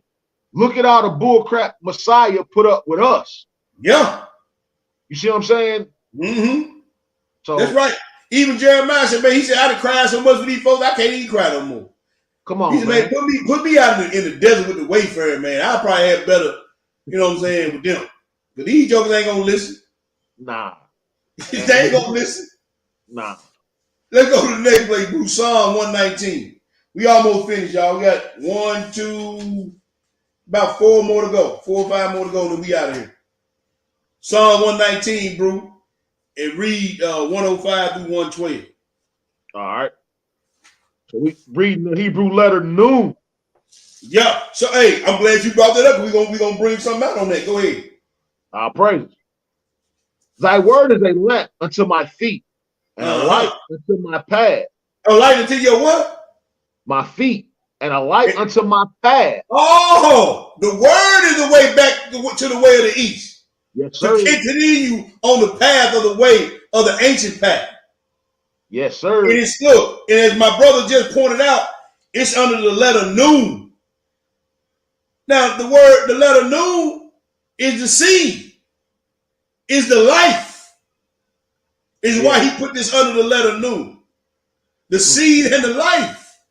That's why he said your word is a lamp unto my feet. You see what I'm saying, bro? Do it make sense? It makes a lot of sense, bro. Go ahead and read, bro. I have sworn, and I will perform it, that I will keep I will keep thy righteous judgments. Yes, sir. I am afflicted very much. Quicken me, O Lord, according unto thy word. Except I beseech thee the free will of offerings of my mouth, O Lord, and teach me thy judgments. My soul is continually in my hand. Yet do I not forget thy law. The wicked have laid a snare for me, yet I err not from thy precepts. So once again, like I told you, brothers and sisters, it don't matter what these jokers out here trying to do. Yeah. I keep, it's simple as this. Keep the law.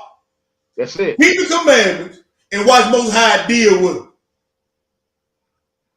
It's going to be many folks going to set some snare. If you stay on the ancient path, he said, your word is a lamp unto my feet and a light until my path. The path where? Back to the ancient of days. Mm-hmm. This is it. You ain't got to worry about them sorry jokers. They going to get it. Go ahead. And we know this is the Messiah prophesying, because it says, I have not erred from thy precepts. We've all have erred. Every one of us have erred. That's it, bro. Except him. Hold up, man. Let me address Howard Brown. Howard Brown, you coming in late, brother. Don't be telling me to quit count scripture. You ain't been. I ain't remember Howard Brown. Go ahead, bro. Finish out. I'm gonna read 110 again. Yeah. The wicked have laid a snare for me, yet I err not from thy precepts. Thy testimonies have I taken as an heritage forever, for they are the rejoicing of my heart. You see that? He said he taking his testimonies for an heritage. Mm-hmm. Testimonies to get back for his heritage. His inheritance is the testimonies. These things were written for our learning, our admonition. And his testimonies have he taken for his heritage forever. Go ahead and finish that out, brother. I have inclined my heart to perform thy statutes always, even until the end. How can it be an end if I'm on a continuing path? The end is the future. Is it not, my brother? Yes, sir. Is the end the future or is the past the end? Which one is The end is the future, because the future is the end of time. Yeah. Oh, now I see what T Boogie been trying to show us all night long. Yeah. Heading back east, the ancient path. The ancient path is the way to the future, but the future is the end, but it goes back to what it was supposed to be before there was time, which was the past. Yeah. If that makes sense. That's why I said I show you the end from the beginning. There you go, bro. There you go. Well, let's go to John 14. Let me change it on the screen for the brothers and sisters. John 14. John 14. And we're going to read 5 through 7, my brother. All right. John 14, 5 through 7. See, our mindsets, really, bro, the way we've been conditioned in this Western Hemisphere, we operate on the clock. The Most High operate on events and things that happen. In the space of time, in the continuum of time until time ends, these events that we do. You understand? And so the Eastern mindset is not hung up on time per se, but it's engrossed in the things and the events of the Most High. Because we're always looking to the past. I mean, now we always talking about the future. We never talk about the past, because in our mind, the past, that's in the past, it's old. Well, we're conditioned in our mind not to look back to the ancient path. Mm-hmm. And the ancient path is the only way to the end, which the end is the future. We have to reverse our mindsets in the way we think, because we've been conditioned to think a certain way. Yep. Them old ways, them old timing. That's back in y'all day. No, that way was the way to perfection. Perfection is in the past. Perfection ain't in the future. The end is the future, but the perfection was the way of the old ancient path, was the way of the past. John 14, bro, 5 through 7. All right, so we're at John chapter 14, verse 5. Thomas saith unto him, Lord, we know whither thou goest, and how can we know the way? Jesus saith unto him, I am the way, the truth, and the life. No man cometh unto the Father but by me. If ye had known me, ye should have known my Father also. And from henceforth ye know him and have seen him. So the way back to the antecedent of time, the eternally blessed one is going to come back. The only way we can get back to immortality is through Yeshua. And we know that he gave the law, and he is expecting a return on that which he's given us. Let's get another metaphorical meaning of Yeshua and look where it comes from. 2 Peter chapter 1, verses 16 through 19. Peter 1. 2 Peter chapter 1. This is a lesson tomorrow, Hebrew. All praise. Cause it's real. This verse 16 right here. Hey, man, what you saying? This is what we can stand on to say that this Bible is authority, man. Yes, sir. For real. When you get it, bro, go ahead and feed the people. All right, so it's chapter 1, verse 16, 2 Peter. For we have not followed cunningly devised fables. That's right. When we made known unto you the power and coming of our Lord Jesus Christ, but we were eyewitnesses of his majesty. So they said we ain't followed cunningly devised fables. Yes. We done showed you so many different ways, the ancient path, and who is. He's not only the way, he is the way. Yes. He's not only the way, he's the way. The antecedent of time. We done showed you this. We ain't following no cunning. We done broke the scriptures down every which way you could. Figuratively, prophetically, spiritually, demographically, geographically. We done broke it down. He's not only the way, he is the way. The way. Go ahead, bro. Verse 17. For he, Christ, received from God the Father honor and glory when there came such a voice to him from the excellent glory. This is my beloved Son, in whom I am well pleased. And this voice which came from heaven we heard, and we were with him in the holy mount. We have also a more sure word of prophecy, whereunto ye do well that ye take heed, as unto a light that shineth in a dark place until the day dawn, and the day star arise in your hearts. Who is the day star, brother? Yes, sir. Christ. He said, a light that shineth into a dark place. Now, where does the sun rise at? East. It comes up in the east. He's showing everything bear witness of him. Yeah. It ain't nothing that don't bear witness of Yeshua. Now, that's my Messiah. That everything I can look at and it is bear witness of him. It bear witness of him, brother. Yeah. He said until the day dawn and the day star arise in your heart. Let's go get a precept of that, bro.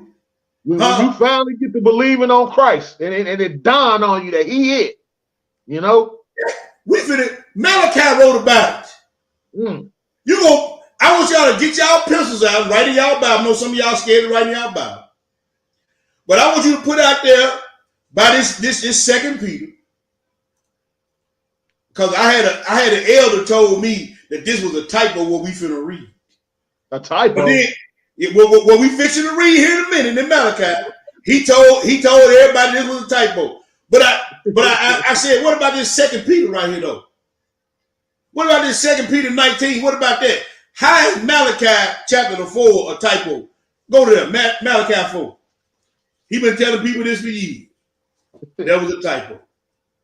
So we had Malachi chapter 4. Yeah, verse 1. We're going to read 1 through 3. What did it say? For, behold, the day cometh that shall burn as an oven, and all the proud, yea, all that do wickedly shall be stubble. And the day that cometh shall burn them up.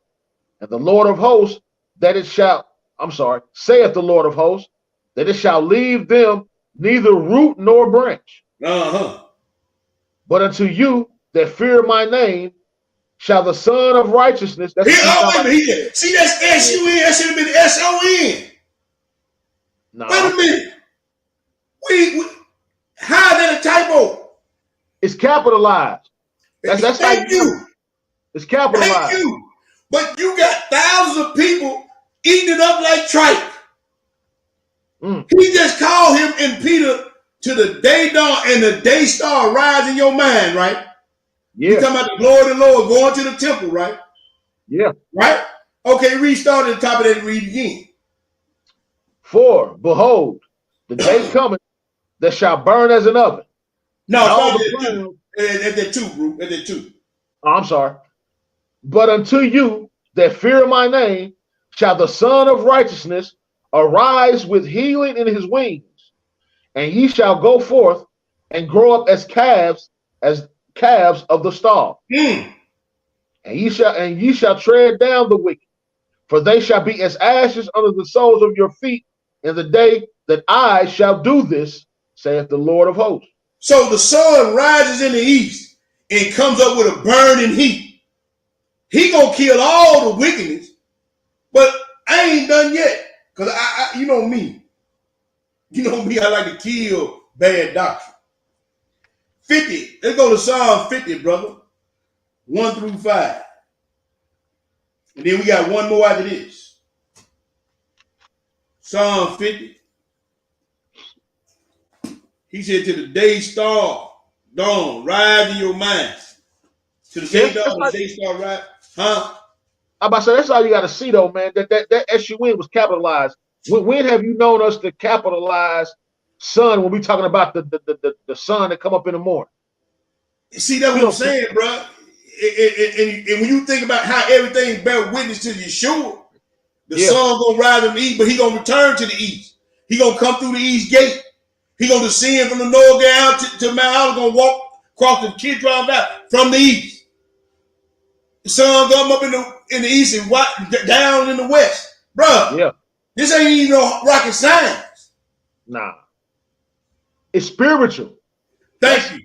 That's the key. It's spiritual. And if you don't have a spiritual mind, it's gonna sound like wah wah wah wah wah wah. Exactly, bro. You know what I'm saying? But you're not even trying to see the Messiah, so it ain't gonna register to you. If you can't see the Messiah, you ain't gonna be able to read this Bible with no understanding. Nope. Simple and plain. Young lineman doing excellent on that. But yes, sir. Every teacher that came on here did an excellent job on that, because everything in this Bible covered. He said, "I come in the volume of the book." Yes, sir. Now, whoever thought that thinking about the east and the sun, it was gonna show you the path back to Yeshua? See, everything. And I'm not saying this in no high-hearted manner, no high-hearted way, but I'm telling you, if the Most High, if I'm doing wrong, deal with me accordingly. The elders and the teachers in this ministry, I put them up against anybody. I put them up against because they got a pure heart to serve and to seek out the Most High. How you think you're going to have over 600 something lessons on a channel? You understand? And even these brothers got lessons ain't on the channel. And these brothers still got the zest and the zeal and still uncovering the mysteries of the Most High. How? If the Spirit ain't with you. How you gonna do it? The Spirit got to be with you. It's 300,000 gates of Torah. 300,000 gates of wisdom. 300,000 gates of mercy, man. 300,000 gates of mercy. Yes. Come on now. Come on now. The Most High got to be dealing with you. You got to be dealing in a righteous manner to have that. Yes, sir. And I see my little brother,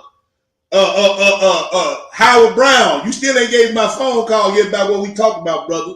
Because you need to be on here too. But anyway, I'll deal with you later. So yeah, hey, I need to be reading for you, Howard Brown. Come on, man. Yeah, that's right, brother. Isaac Israel. Yeah, I ain't forget. You know I forgot, did you? I ain't forget.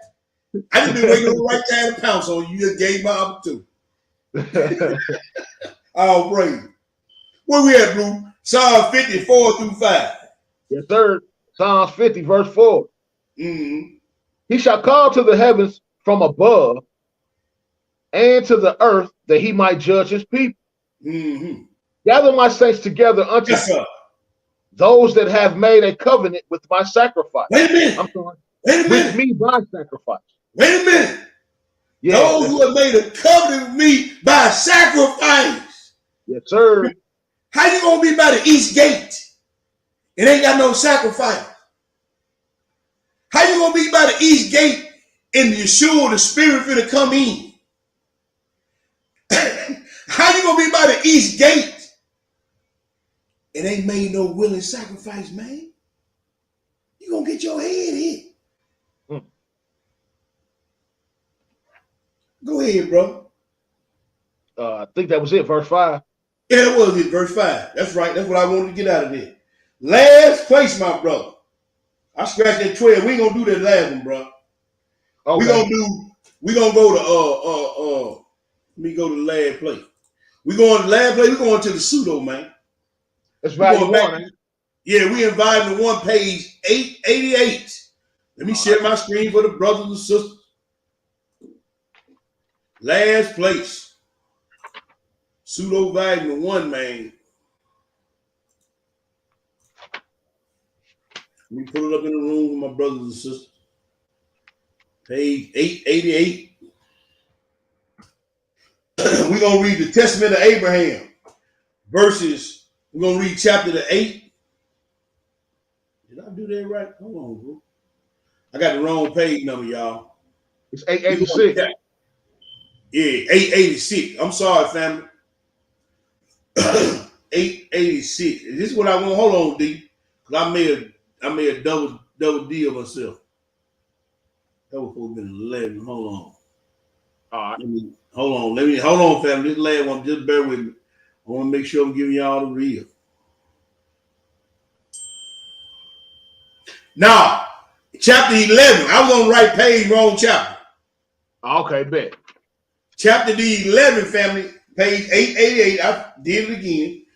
Y'all forgive me. 888 verses 1 through 12. Look where he took Abraham to out the gate, man. Before we read, it's a question in the chat. Anthony Needy said, "Where can I get the P?" I don't know what he mean by the P, but hold on, let me get in there, bro. Hey, and shout out to Anthony Neely. This brother, he's a brother that's on fire. Matter of fact, him and my wife working the same job. Brother got a fire for the Most High. He know who he is. You get the pseudepigrapha, man. You can get both the Old Testament pseudepigrapha and on Amazon. Matter of fact, let me hold one up. Let me get out the screen share real quick, bro. Here I got mine, hey, bro. I got it. Yeah, show it to him, bro. You can get these Old Testament pseudepigraphas. It's a lot of good read. You know what I'm saying? You can order them off Amazon, come in a set. You got volumes 1 and 2. But yeah, and all praise for that brother, to the Most High for that brother tuning in tonight. Brother, man, he really, he really, Al Brown, you cut up tonight, ain't you, boy? But anyway, all praise, bro. Yeah, you can get them on Amazon. Yep, you can get them on Amazon. Let me get back in my share screen, bro.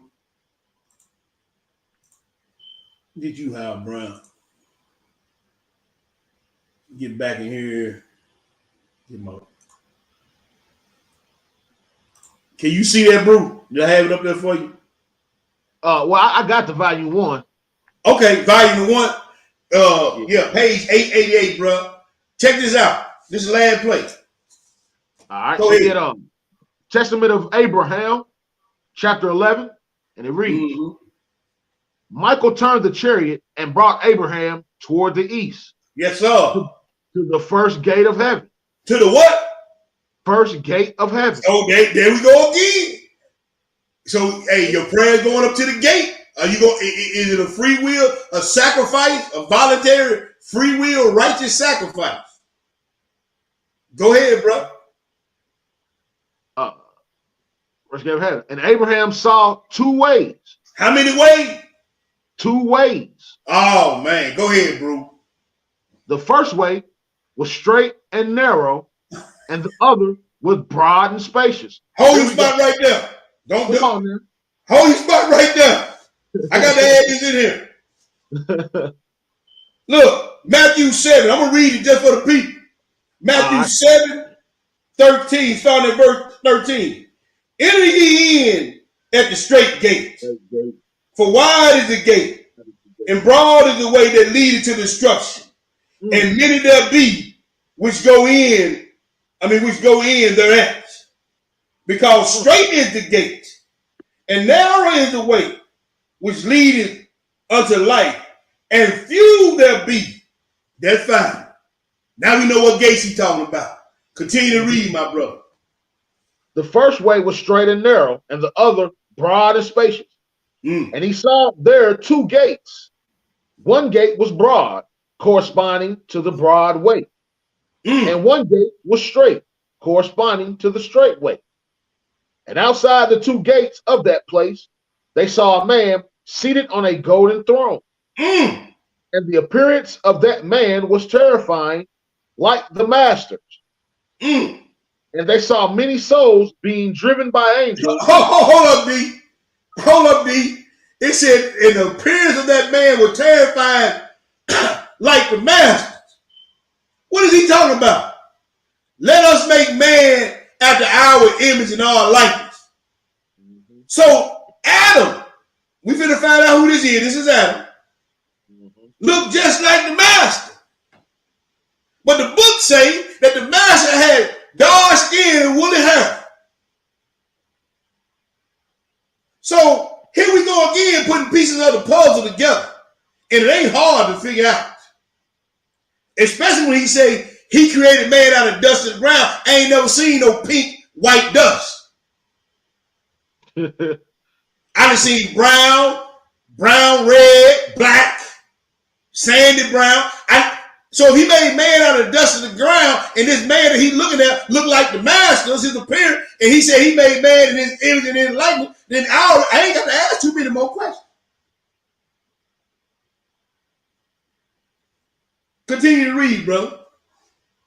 And they saw many souls being driven by angels and being led through the broad gate. And they saw a few other souls, and they were being brought by angels through the narrow gate. And when the wondrous one who was seated on the throne of gold saw few entering through the straight gate, but many entering through the broad gate, immediately that wondrous one tore the hair of his head and the beard of his cheeks, and threw himself on the ground from his throne, crying and wailing. And when he saw many souls entering through the straight gate, then he arose from the earth and sat on his throne, very cheerfully, rejoicing and exulting. Then Abraham asked the commander-in-chief, "My Lord, commander-in-chief, who is this most wondrous man who is adorned in such glory? And sometimes he cries and wails, while others he rejoices and exults." While other times he rejoices and exults. The incorporeal one said, "This is the first form, Adam, who is in such glory. And he looks at the world, since everyone has come from him. And when he sees many souls entering through the straight gate, then he arises and sits on his throne, rejoicing and exulting cheerfully. Because this straight gate is the gate of the righteous. Yes, sir. Which leads to life. Yes, sir. And those who enter in through it come into paradise." Oh, now we all the way back, D. Yes, we sir. all the way back to past the Garden of Eden into paradise. Yes, sir. We started out looking toward the east, or being cast out toward the east, did we not, my brother? Yes, sir. And now we see who got us kicked out, who shut the pathway. You understand what I'm saying? Because of what he did. Now, he said he rejoices in the ones who go on to the ancient path, the path of righteousness. But he cries and he sobs and he tears his beard out on the ones who go out through that broad gate, the gate of destruction. They said many go through that gate. It says in the Sirach, the world that is now was made, not Sirach, Ezra. The world that is now was made for many, but the world to come but for a few. Many go through that broad gate. Continue to read, bro. And on account of this, the first form Adam rejoices, since he sees the souls being saved. And when he sees many souls entering through the broad gate, then he pulls the hair of his head and casts himself on the ground, crying and wailing bitterly. For the broad gate is the gate of the sinners, which leads to destruction and to eternal punishment. Woo!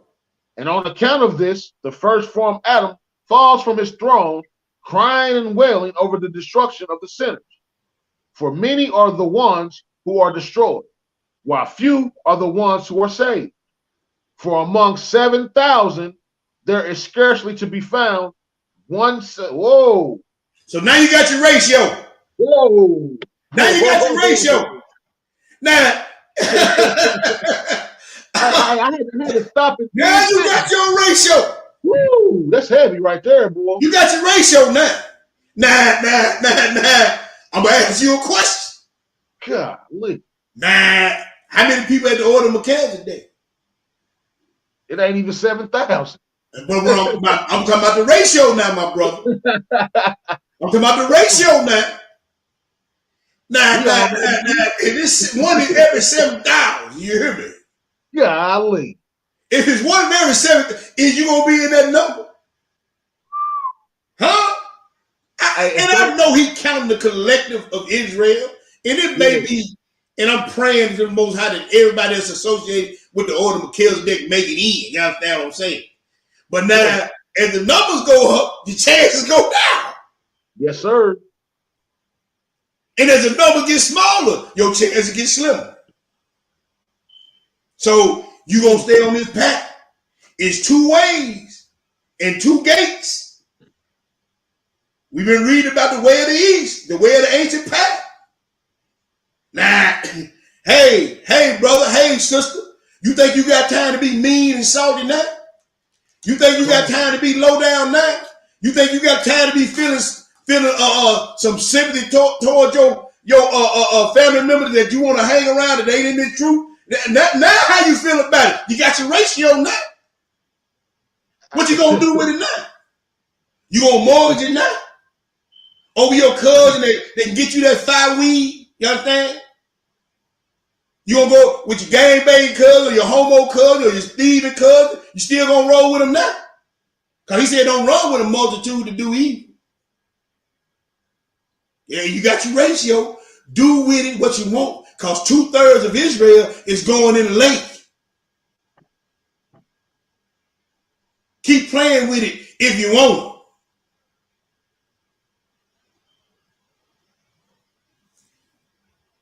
Start at that 4 and finish it out, bro.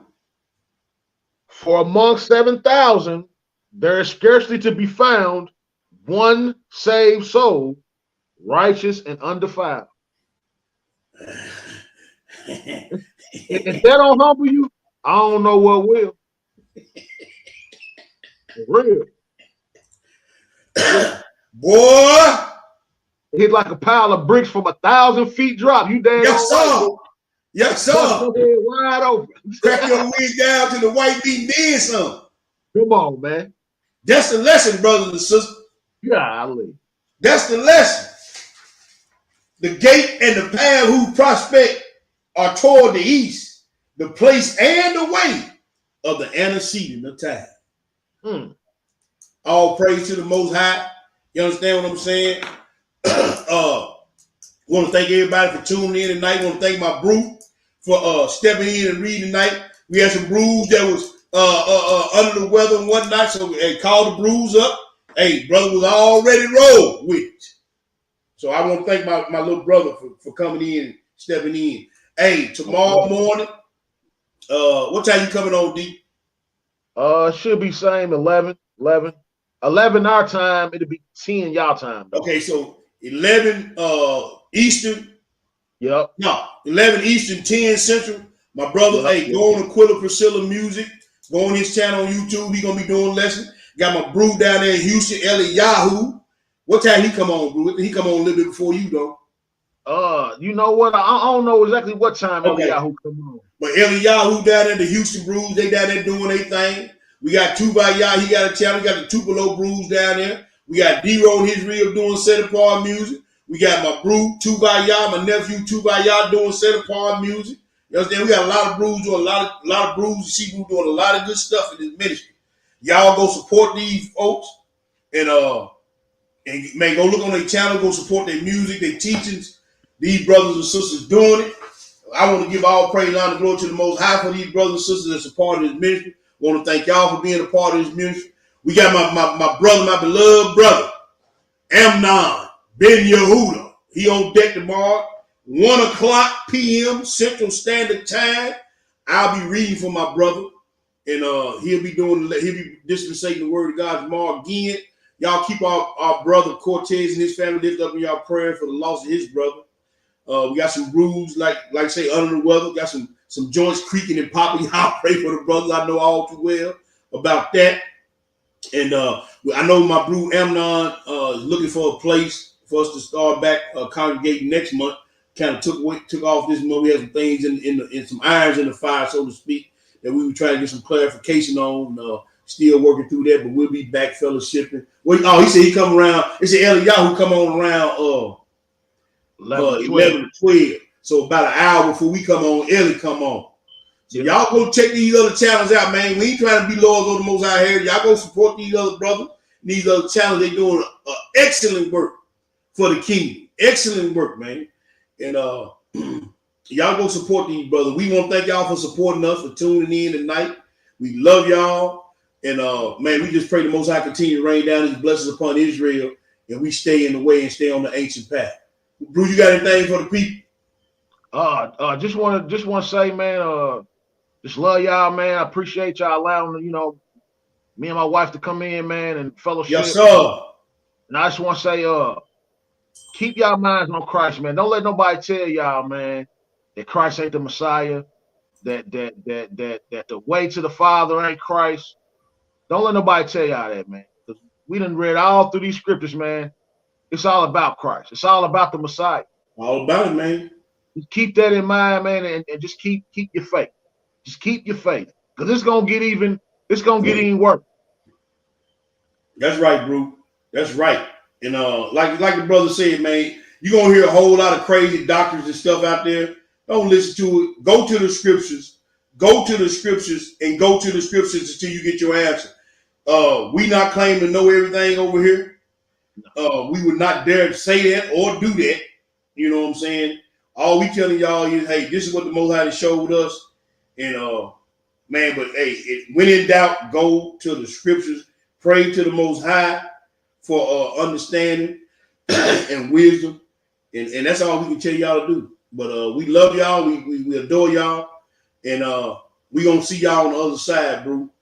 Yes, sir. And let me hit this quick little excerpt out here. Yeah.